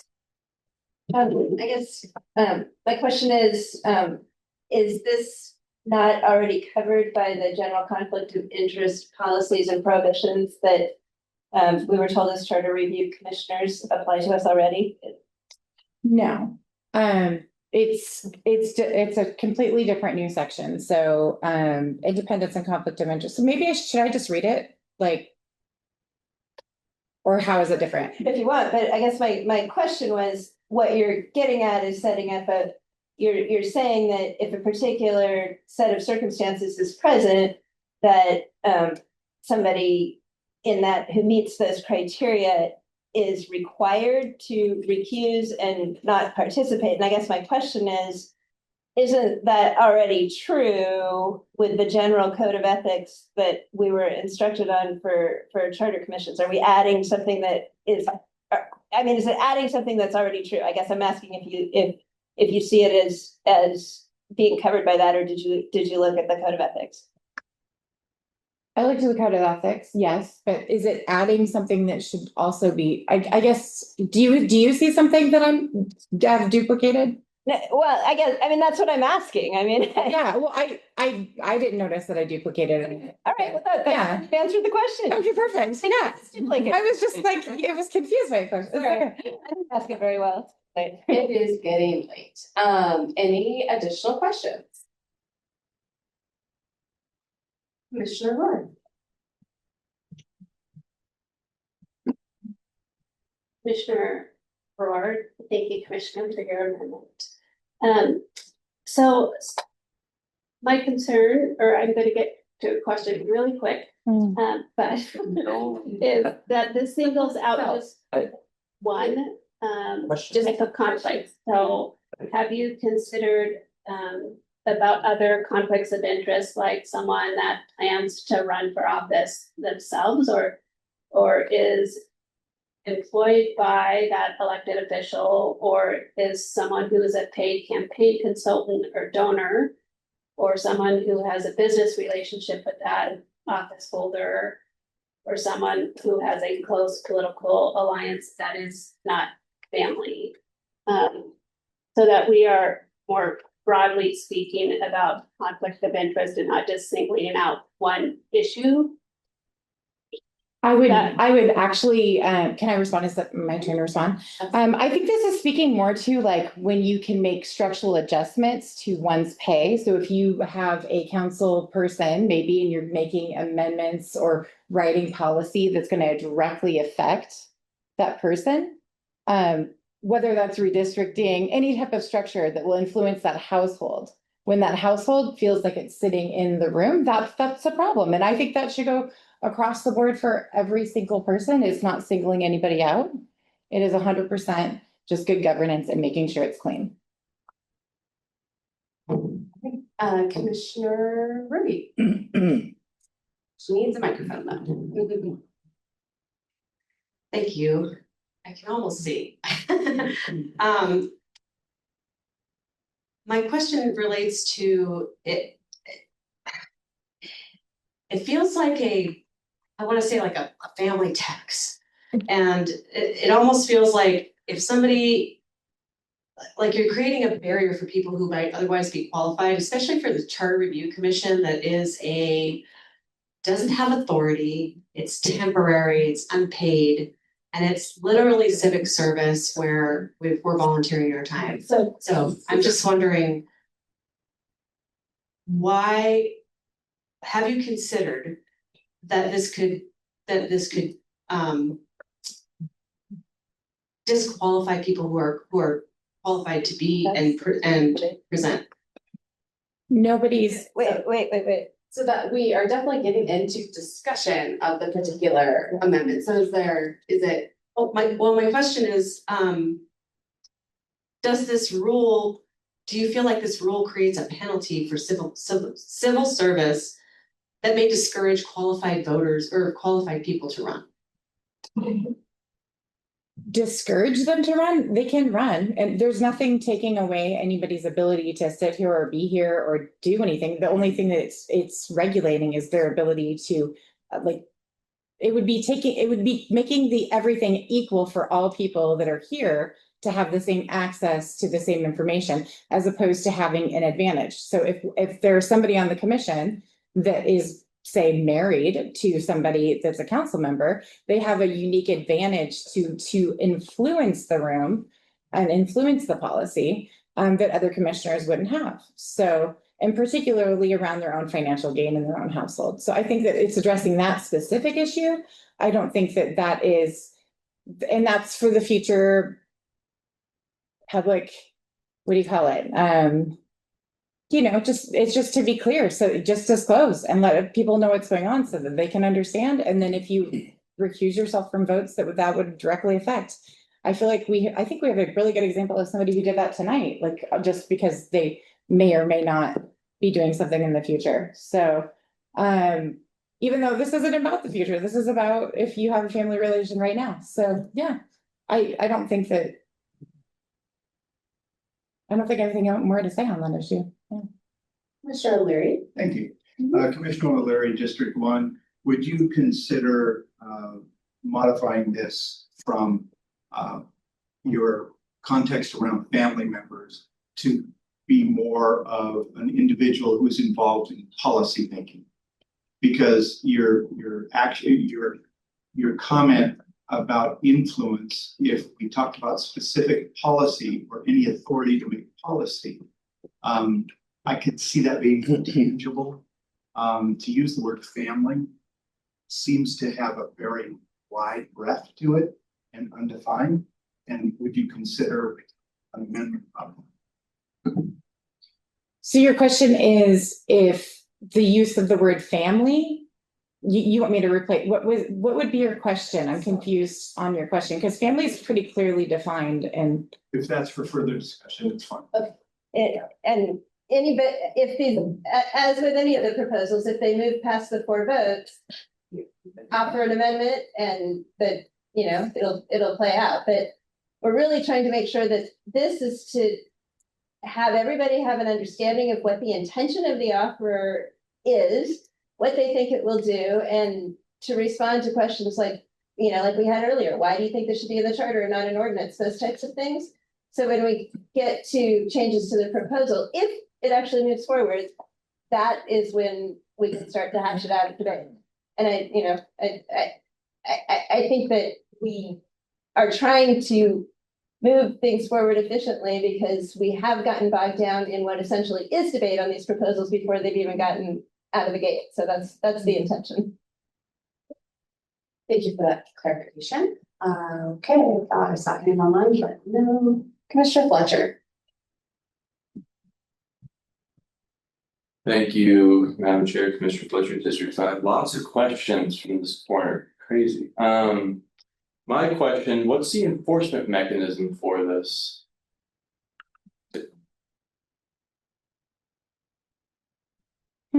Who's, I mean, it says shall disclose, but you know. I would assume the chair, but maybe that's a good amendment to change.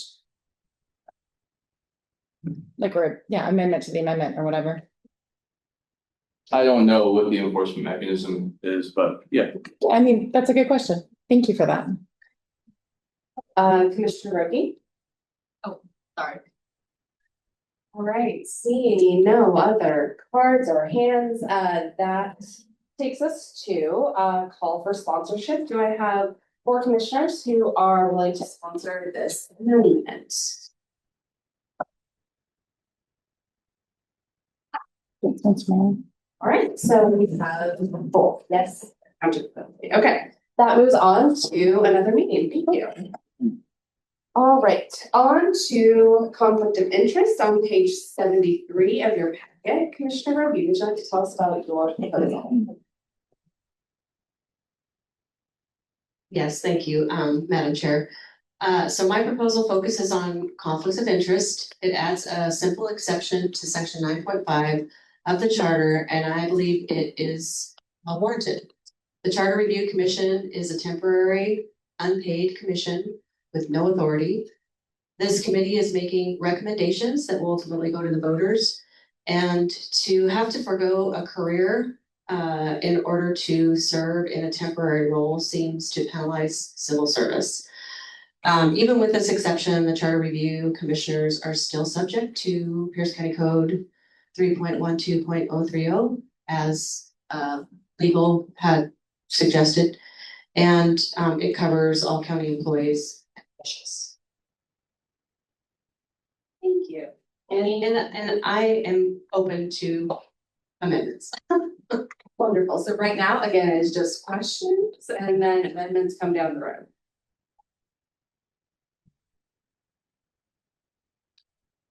I'm gonna sweep my head 2 more times after legal. Yes, this is within the authority of Charter County. Thank you. Thank you. One more sweep and seeing none. Okay, so we will move on to call for sponsorship. Do I have 4 commissioners who are interested in sponsoring this proposal? We've got several, so we're good to go. And this will show up on the future agenda. Thank you, everyone. Final proposal under sponsorship is infrastructure and public safety C22 on page 75 of your packet. Commissioner O'Leary, would you like to tell us about your proposal? Sure, thank you. This speaks to the need for a budgetary priority of existing infrastructure in the unincorporated areas of Pierce County. Many people that live in incorporated areas have other jurisdictions who have street departments, other departments that are funded and take care of their particular infrastructure. The county, on the other hand, does not. It is their sole responsibility to take care of the streets, drainage, that sort of thing in the unincorporated areas. And we are having challenges with our existing roadway systems, the level of maintenance for those, stormwater management in those areas, and there is reoccurring problems in predictable areas when we have any continuous or extensive rainfall. We're impacting businesses, we're impacting quality of life, ability for emergency responders. And I have had the benefit of talking to the folks at Central Pierce Fire, East Pierce Fire, school districts, and all of them have expressed concern over challenges and limitations. So that's why I put this forward. Thank you. Thank you. All right, do we have a legal? Yes, that is within the authority of Charter County. So on to discussion. See Commissioner Boyd, or sorry, Boyd. Oh, no, I'm sorry. Oh, thanks. I believe Commissioner Gibbons first. Thank you, Commissioner Gann. What is the meaning of the highlighted? I had some changes that I sent. I was gonna address that, and I do want to apologize, Commissioner O'Leary. He was working and reworking it, and I thought I took those out. So it was just his last most brilliant thoughts, and he wanted to make sure they were in there. So no significance. Okay, thank you. And sorry, this is all new, correct? So it should all be underlined. This section is new that I'm proposing, 6.26. It's an entire new section, yes. All right, Commissioner Surratt? Thank you, Madam Chair. Commissioner Surratt, District 5. I know you mentioned at the start of the evening that this is not to be a policy debate, but this proposal is explicitly a policy proposal. And for that reason, Commissioner O'Leary, I have a couple of bucket questions for you, but I'll go one at a time, of course. So Pierce County and its comprehensive plan, or rather Pierce County's comprehensive plan, was developed through extensive, robust public input and engagement under the Growth Management Act and through the Planning Commission, which I understand you are a member of. And it establishes a multimodal integrated transport framework. If your personal preference for auto priority policy is not already included and reflected in those documents, why should it then be elevated into the charter, bypassing the public planning process and making it harder to amend? Well, first of all, I'm ready to debate you anytime. What I'm saying about this is to the extent allowed by law, first of all. And secondly, what we're talking about is a budgetary priority be given to this. We're not trying to change the comp plan. We're not trying to impact the Growth Management Act. What we're trying to do is give priority to and protect the assets of the county and the lifestyle and the businesses and the individuals that are at risk in some cases in the unincorporated areas of Pierce County that are motor vehicle dependent. Now we have walking trails, budgetary funds for walking trails and bike paths, and we're taking care of, or we're focusing on taking care of kids so they can get to school safely. And I think those are all huge and great issues. But I feel like we are turning a blind eye to existing assets that the county has, and we're not taking care of the people that live in the rural areas for the sake of some of the things that have been identified for expansion and growth inside incorporated areas. That's why I specified this to be in the unincorporated area. So it's not my intention to undermine the Growth Management Act. It's not my intention to create or bypass anything. It's just to have a priority given in the budget for the existing assets and the maintenance of those areas, because I feel like they're not, well, I have been told, I have experienced, and I have seen where they are not being properly maintained. Commissioner Lee. Thank you. Commissioner Leary. So I guess my question would be, for example, Canyon Road expansion goes into the city of Fife. So my question for you specifically outlined unincorporated Pierce County. So if there's a project that actually goes into a jurisdiction, how would the county work on prioritizing that? If you read this thoroughly, I'm not talking about extending a road. I'm saying where growth requires it, expansion would be necessary. I am not talking here about the Canyon Road extension. I'm talking about existing, and I'm open to amendments if the wording is confusing. But the point I'm making here is these are existing facilities that are not being maintained. And people, we talk about intermodal transportation. We have no alternative in East Pierce County, for instance. There is no bus route, and Pierce Transit is not controlled or owned by Pierce County. They are a separate entity. So I'm just sharing with you that that's what I'm doing. Can I just say I feel like heated up here from my fellow commissioner. I was literally saying in your intent, it says for infrastructure in unincorporated Pierce County. I am asking, what about infrastructure projects that go into an actual jurisdiction? How does the prioritization work with that? Or is that not really your intent? Those become city roads. Right, it's Pierce County, and I use County Road as an example, of the Pierce County project, the unincorporated Pierce County, the bridge over the river goes into a city. How is the county supposed to prioritize that as a project when it's actually going into an incorporated city? What I'm hearing is like, I don't think your intent is necessarily to say unincorporated Pierce County at the line of it, right?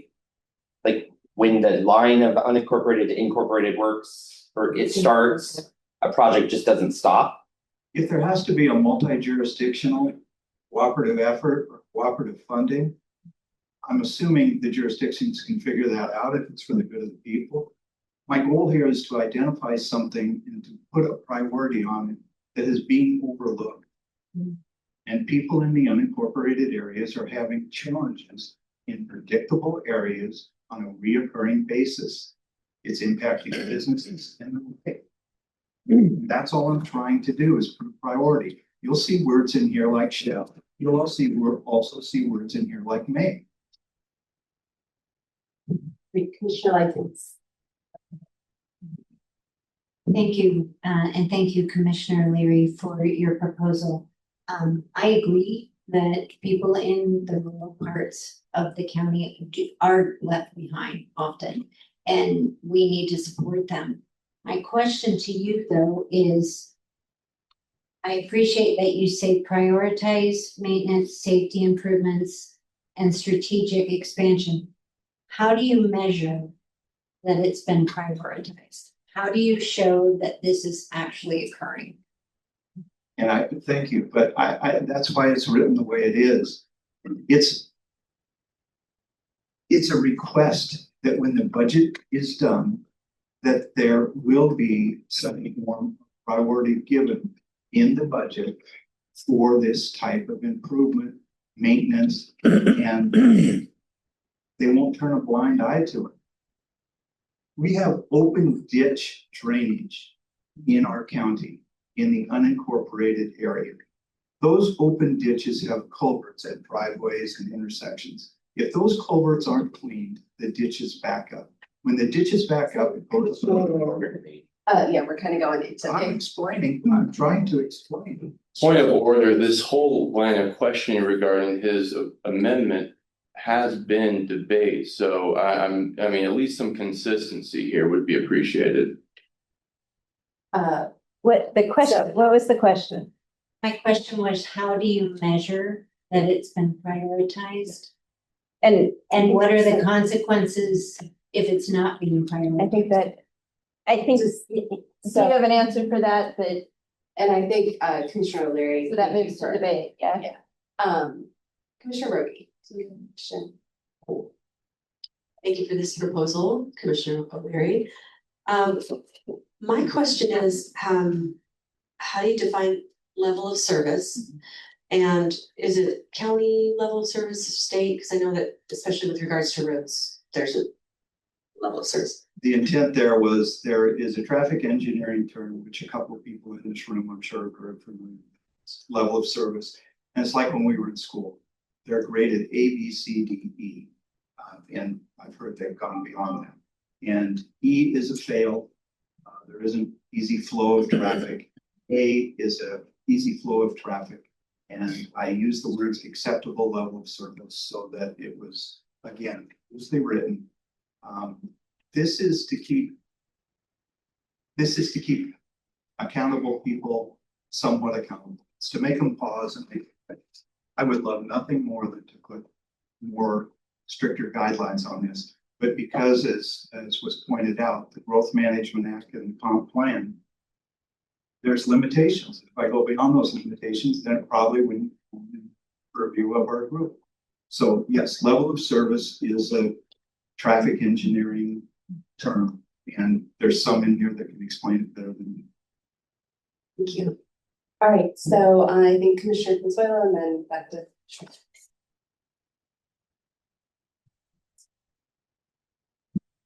Thank you, Madam Chair, and thank you, Commissioner O'Leary, for bringing this forward. My question, and I try not to get into debate. My question is when you, for prioritizing, I see that there's different types of projects, so. And I agree with you that in the unincorporated areas, it is very automobile heavy, and the importance of having upkeep in those areas is really important, because when you try to. My bad question, how do you prioritize whether it's a roadway, a bridge, or a stormwater infrastructure? Do they all three get priority, or is it one per biennium? I think that comes down to a budgetary issue and will be dealt with at a different level than this commission. These are concepts basically, and the reason I identified those is because I see those as critical elements of the infrastructure that are failing in different areas on a reoccurring basis. Thank you. Thank you, Commissioner Hunter. Prioritize all the stuff over what? The budget, when the budget comes out, the biennium budget, my desire is that there would be a priority given in the line item for maintenance of these issues in these areas. But over what? Right, there's like a level of priority, right? Like how high up the priority? I don't think this really states that. It doesn't. Again, I had to keep it, I'd love nothing more than to write a line item in the budget. I don't have that authority. So I had to speak in concept more than I'd like to, but it's better than what we have. Commissioner Willis. Thank you, Madam Chair. Commissioner Willis, District 3. Can appreciate this proposal being out in rural, most rural Pierce County. A lot of these infrastructures fall on the backs of people that are building homes. So I appreciate the proposal, it's interesting. I've not seen anything like this. In regards to section 5 of your reporting, where it talks about the county executive shall periodically report, who exactly is compiling the reports to the county executive? Well, there's a county transportation division that, would be working, I'm assuming, would be working to establish the budget to it, and they give a plan, and then this plan my vision is this plan would be incorporated into the budget, which would be proposed, and then go to the council and so forth. Excellent. That's how I see it coming together. Thank you.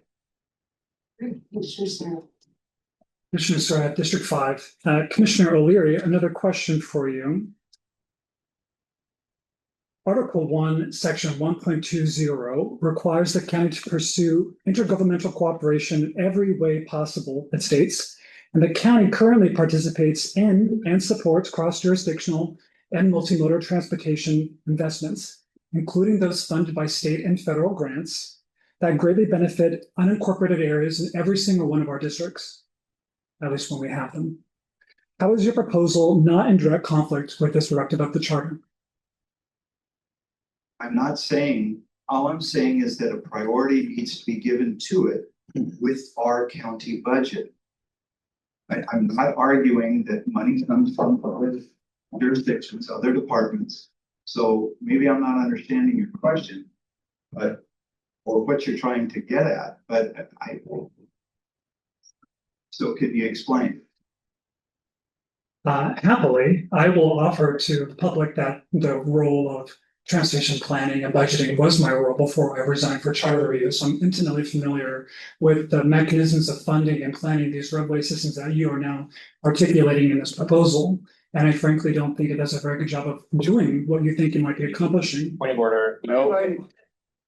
That might be too harsh. Forgive me.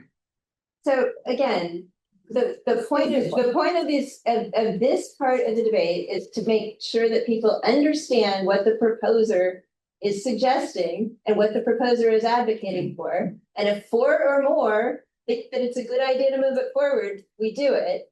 And then the substantive debate that I disagree with you, I think it's a problem, I don't like it, it's a conflict with XYZ, that's for the substantive debate. So if you don't like it at this point, don't raise your card to put it forward. We will take in. So any additional questions? Sorry, Troy. I'd like to make a statement. The statement's very short. I would appreciate the expertise of a few of the folks that are in here that deal with transportation. And if they would be willing to look at this objectively and offer amendments, I'm certainly open to that. I am not saying I'm a traffic engineer.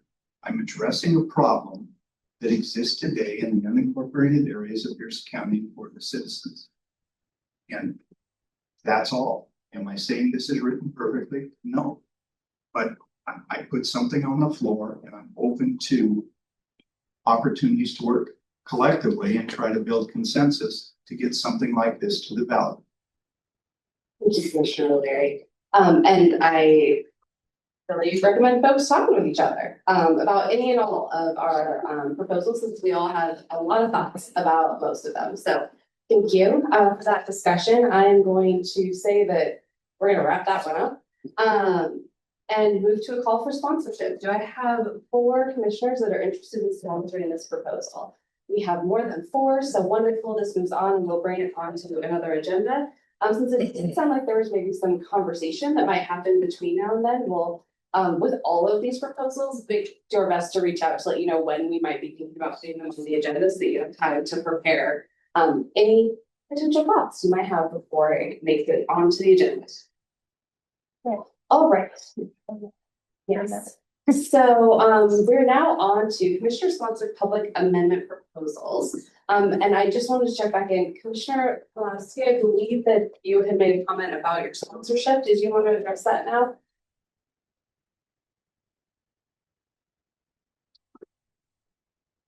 I'm not sure. Commissioner Pulaski is still there. So unless there's an objection, since Commissioner Mulaski doesn't seem to be. Forgive me, Madam Chair. I was figuring how to do the buttons. Can you please repeat the question? Sure. Do you still want to keep your sponsorship of P4, the appointment to the executive? No, I already submitted an email on that. All right, so we are removing sponsorship there, and then P4 will go back into our pool of public proposals for sponsorship. Thank you. All right, so now we are on to first reading of C13, reducing the required number of council meetings. It's on page 81 of your packet. I don't know if the sponsoring commissioner has anything to say or add, but you're welcome to say something. Thank you, Madam Chair. For the sake of time, I will hold my comments. All right, so I see Commissioner Boyd and then Commissioner. All right, Vice Chair Letts. I can flip this, you say words. Okay. Those words, so a lot of words, sorry, I'm being grumpy today, so I don't mean to be, but I have spoken with Commissioner Heimlich and I have a proposed amendment to his proposal. It is in writing. It is been provided to Jair if he wants to put it up on the screen, and it's been passed out to everyone. And I can introduce the amendment to the proposal. So on the piece of paper that we're looking at, the C13, which we're at the first reading of, C13 was the proposal by Commissioner Heimlich to change the requirement to meet 50 weeks to the requirement to meet 48 weeks, and to add the statement that council have a virtual option to take public comment at all meetings. So my proposed amendment to that is to strike from proposed C13 the addition of 48, and to strike from the existing charter section 2.3 the words once in each of 50 weeks, and to change that to simply saying 45 times. So the intent and the outcome, if this amendment to this proposal would be approved, would be to have the proposal be that council needs to meet 45 times during the year. Not saying that it has to be on particular weeks. They can meet more than one time in a single week. And it can be satisfied by any meeting where the entire council meets. So that could be a district meeting or a committee of the whole. or it's not an official council meeting, but it's a committee meeting where the entirety of the council is there. So that would be that. So not counting toting up meetings by, do they meet in every week, but do they hit the total of 45, however it's distributed over the course of the year? That's one piece of it. The second set of changes from the original C13 would be to where in proposal C13, where Commissioner Heimlich had stated where public comment was to be virtual. I changed that. This proposed amendment would change the word virtual to remote. And it would also add into his proposal the statement where public comment is required by law or rule. So describing that the situation here is that first, not all facilities would have actual capacity for true virtual attendance, which is like Zoom or something with a telescreen. But they might only have a telephone connection. And then the second point is that the state law doesn't require remote participation. I mean, we can certainly require more than the state law, but it encourages it, but it does talk about, just for illustrative purposes, it talks about remote participation. It's not limited or mandated that it be a true video setup.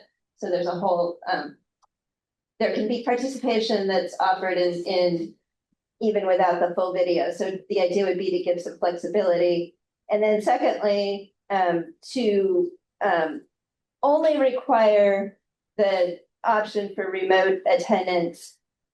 I mean, they could always do it if they wanted to, but to only require it where public comment at that particular meeting is either required by law. It might be a hearing on something where the public is entitled to comment by law, or the council by rule has said that by rule of procedure has said that this is the type of meeting that they intend to take public comment.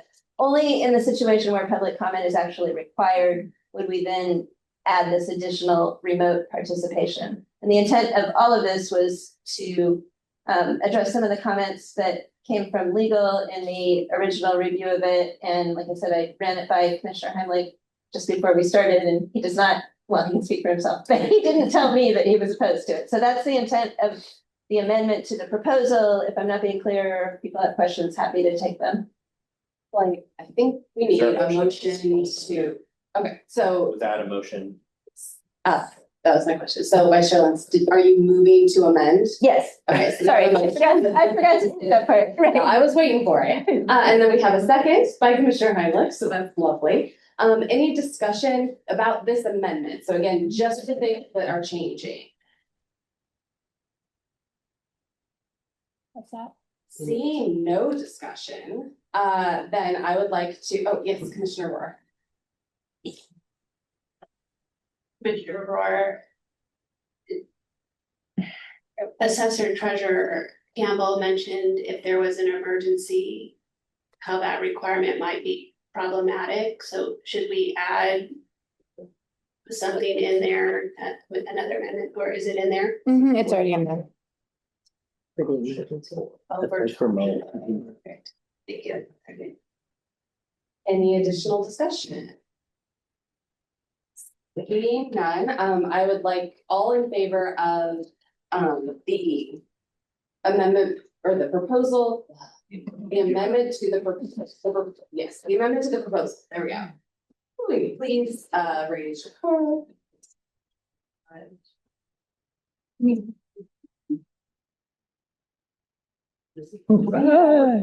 we got it all. And then, Oh, wait, no.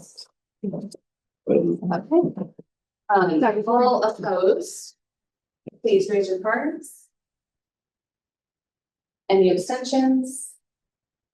All right, so the amendment moves forward. On to the proposal itself. Is there any additional discussion for the proposal as amended? Commissioner Heimlich. I just want to thank Commissioner Heimlich, District 3, want to thank Commissioner Lance for her work on improving the language. So thank you for that. And yeah, we'll talk about it next week. But I think this addresses some important things in the charter and looking forward to it. Any additional discussion? All right, then that moves on to next week. So we'll chat about that more next time. On to second reading of C7R, Residency of Council. Is there anything that the sponsoring commission would share? Thank you, Commissioner. Again, no, there's not. Additional discussion on C7R.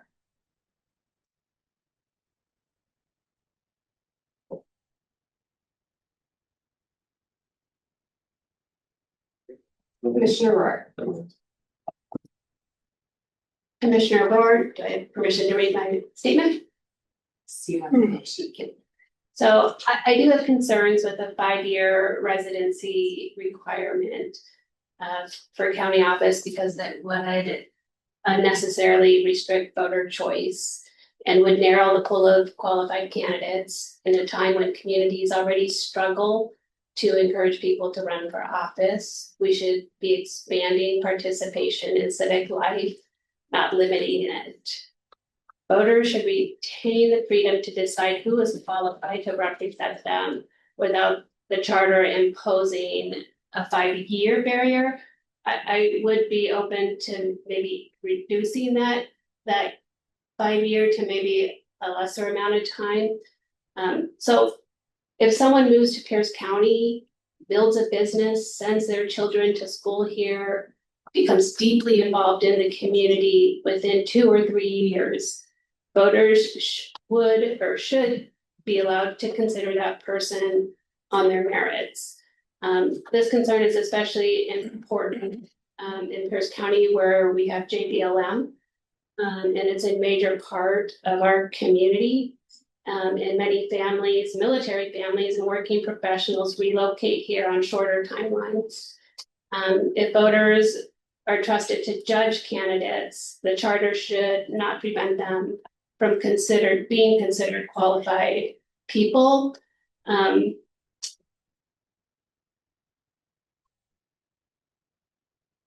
There was also a court case that recognized that excluding candidates does not only burden candidates, it burdens voters. In Anderson versus Celebreeze, the US Supreme Court said that the exclusion of candidates burdens voters' freedoms. And in Dunn versus Blunstein, the court struck down durational residency requirements for voting and said such rules penalize people that recently moved and divide residents into old and new residents.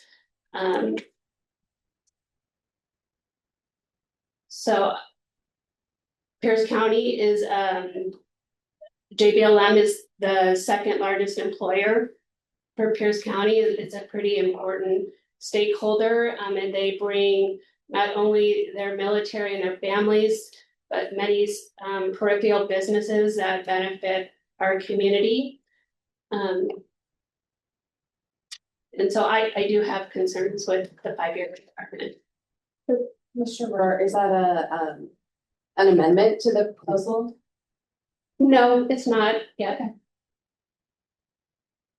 That was my question. Okay. I would be happy to entertain an amendment to change to reduce 5. I think if we do so, we should entertain also changing it in the charter review section then to be consistent. I do agree with you that maybe we should have some consistencies between the offices too. Lance? I move to amend the proposal to change the word 5 to 3. Do you have a second? Second. Any discussion on the amendment?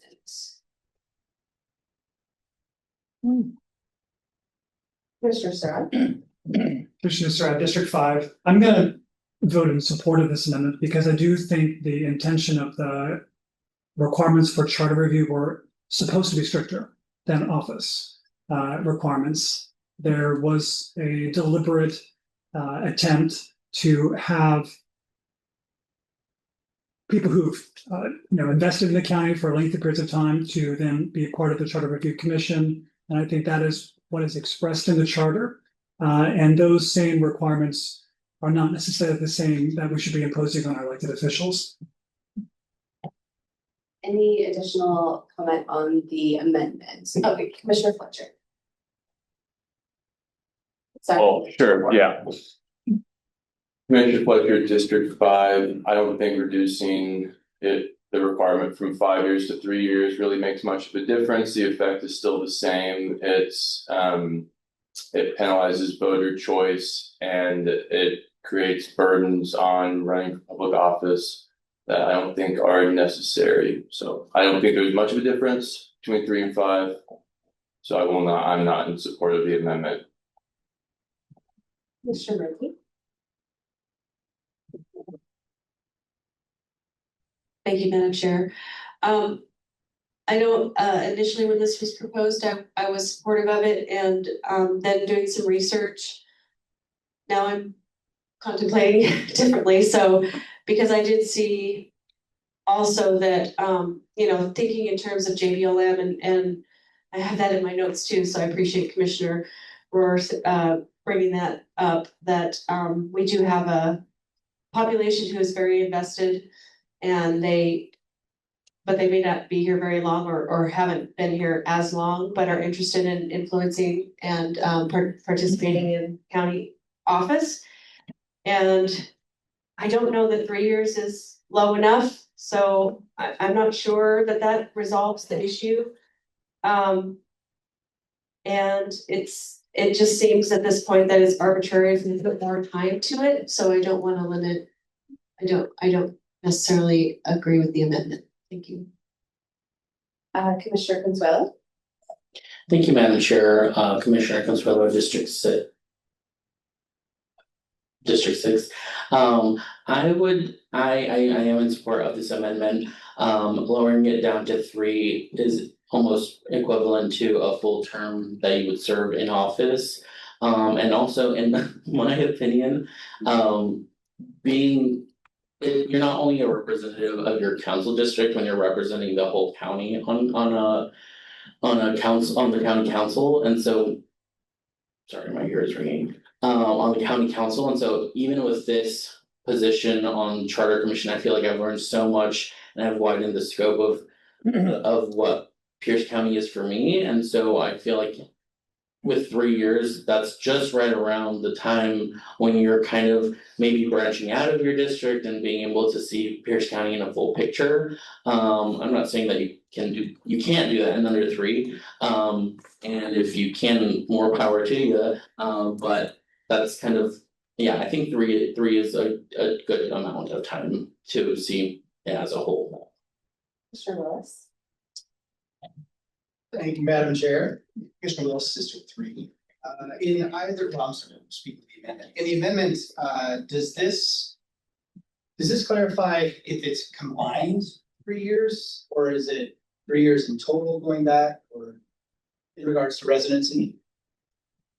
I believe when we first discussed it, he said it doesn't matter if it's combined or if it's the years right before running, it's that you have lived at some point in your life in the county for at least 3 years. Okay. Now 3 years. If someone was in like McKenna, they moved to Yelm, go to Roy, back to Yelm, back to Roy, because it's right there. As long as it's 3 years of. Yeah, and I think because of considering JBLM and other, that was exactly. So point of order, I'm just affirming, it says preceding the election, which means it would be right before. So it's not like when I lived in unincorporated Pierce County and then went to WSU and came back and I ran, I would qualify. That's not how this reads. It would be, I'd have to live 5 years prior to the election, right? Seems ambiguous. That's not my intention, by Right, I'm just- proceeding before you run, you've lived here. I understand that. What I'm saying is as it's written. Yeah. Yeah, if this, and I apologize, because I'm working from my phone, but if this is the same. You want a county laptop? I got one to sell you.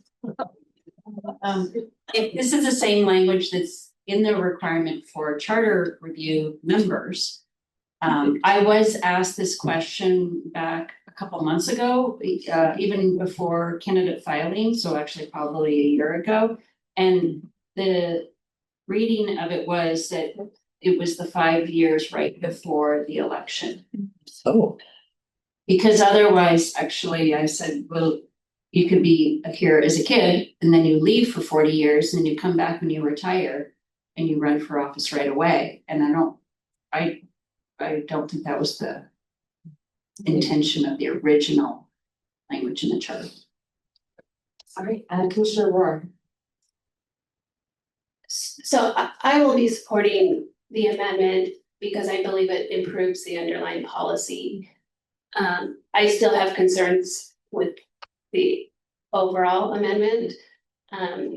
So some information about like the 39 counties in our state and requirements for years of residencies. This is a highly restrictive policy.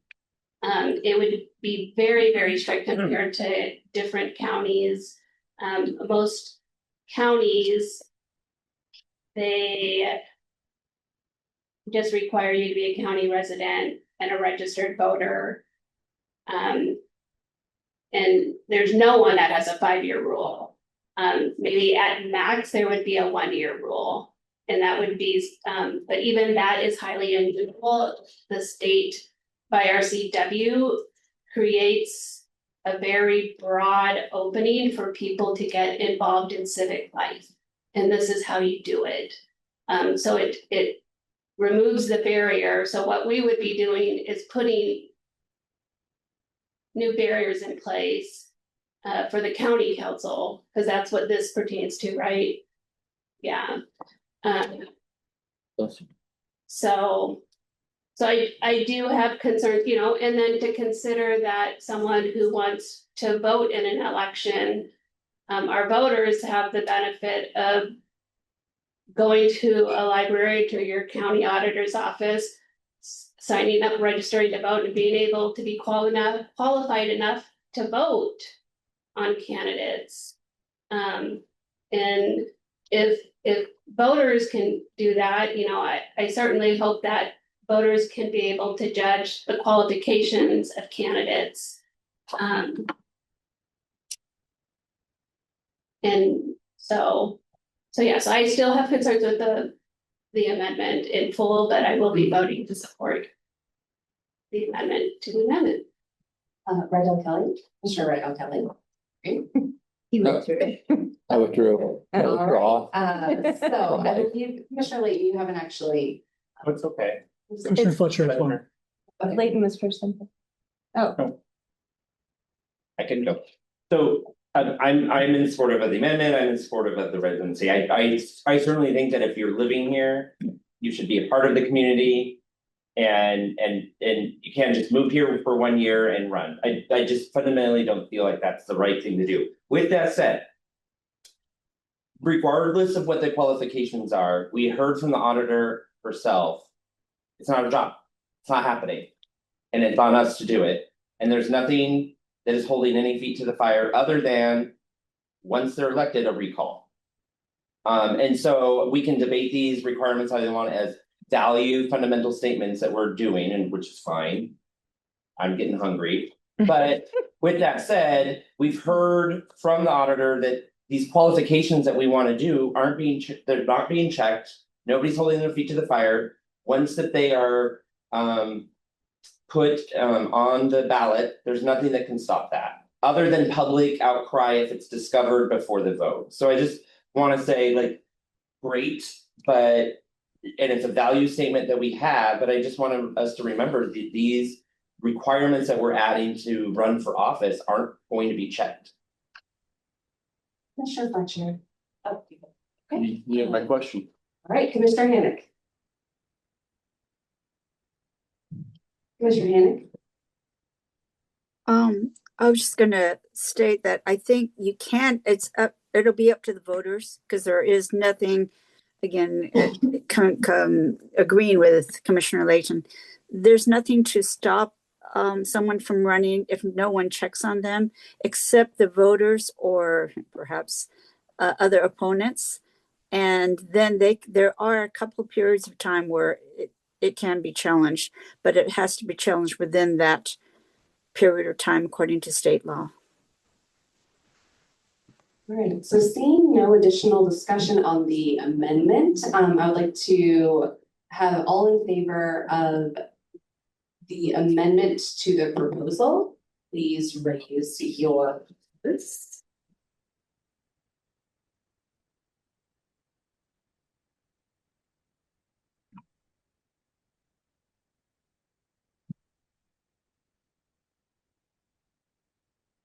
I count 16.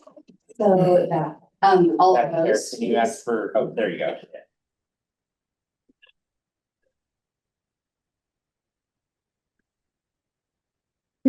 I count 2, and I'll abstain.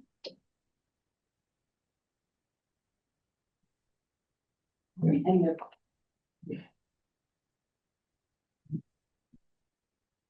Sorry, I'm trying to take them. No, you're good. And there's one abstention. All right, so now we are back to the main proposal as amended. Any additional discussion on the main proposal as amended?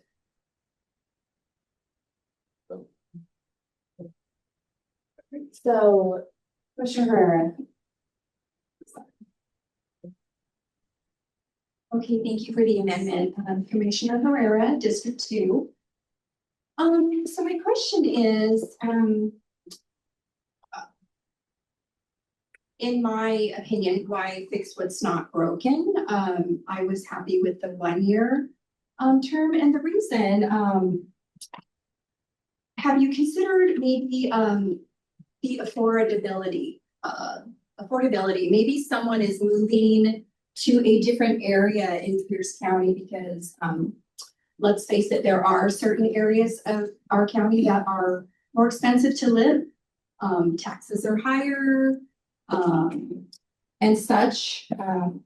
You know, if we start putting in you know, years on I mean, it's limiting, it's more limitation. You know, we're sitting here discussing, every single discussion revolves around the vote of the people, but yet we're turning around and limiting all of that. So, you know, again, I'm just wondering if that was considered. Affordability is huge right now, and that's just my stance on that. Thank you.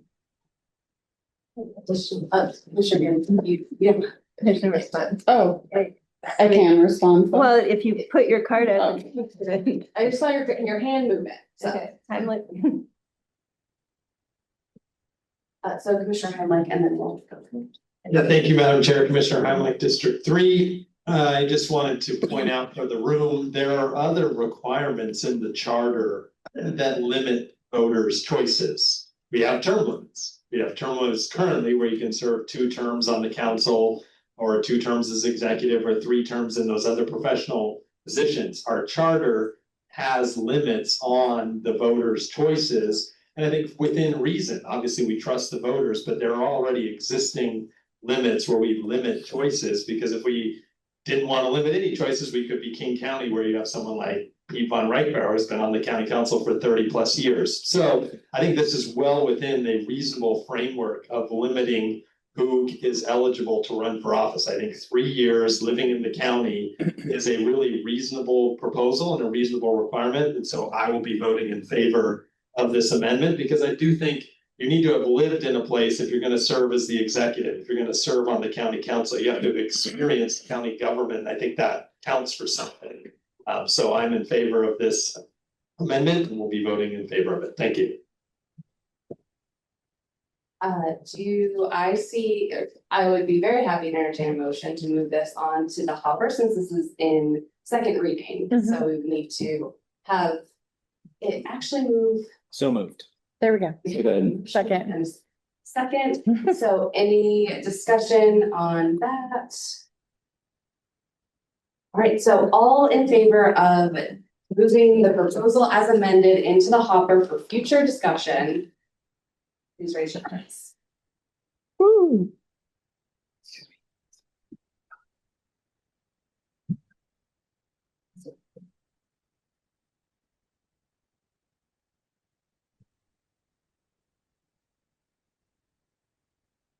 Count 19. And any opposed, got to 19, so never mind. Stop there. So on to that passes, and we will see this proposal again once we get into the hopper. So on to the second reading of exercise of powers. Does the exercise. Y'all, it's 10:31 here tonight. Is what discussion do we have on this particular proposal? Commissioner Layton. I won't add any further. We've debated this. I think everybody's intentions about how they'll vote has been made clear. I do not anticipate this will get the votes to move it forward, which is totally fine. That's how this works. I appreciate the conversation and the debate as it moved forward. And that's where I'll leave all my comments for this forever. Do I have a motion or just additional discussion, I suppose? Yes, Commissioner Henley? Yeah, I just wanted to remind the audience or commission members, thank you, Madam Chair, Commissioner Heimlich, District 3. And for those watching online, we've heard from both Councilmember Hitchen and Assessor Treasurer Campbell, who's also a former council member, supporting the 2/3 requirement for raising taxes. I think it's very important. I think it's working well for the county. I think it forces people to work together to all good things. So I would urge a no vote on this. I appreciate the commissioner bringing up for discussion, but I think we have bipartisan opposition and bipartisan support for the 2/3 requirement. So let's keep it that way. Thank you. Commissioner Rogie? Thank you, Madam Chair. Commissioner Rogie, ditto to what Commissioner Heimlich said. I just want to emphasize that a 2/3 majority vote encourages fiscal restraint and accountability, and a simple majority on tax increases risks are sorry, I'm so tired. Sorry. Anyway, and I believe that we should, something as important as a tax increase where we're expecting the taxpayers to pay more money, that it deserves the special consideration of a 2/3 majority vote. Thank you. And as a reminder, we don't have a motion currently, so this was just a discussion, and if there's no motion, we'll just move on. No, I'm sorry. I move that we move proposal C, what number? C10. C10 to the hopper for final consideration. Second. We have a motion and a second, discussion. Roll call vote, please. Request for a roll call vote, all in favor of moving C10 onto the hopper, please, we'll do a roll call.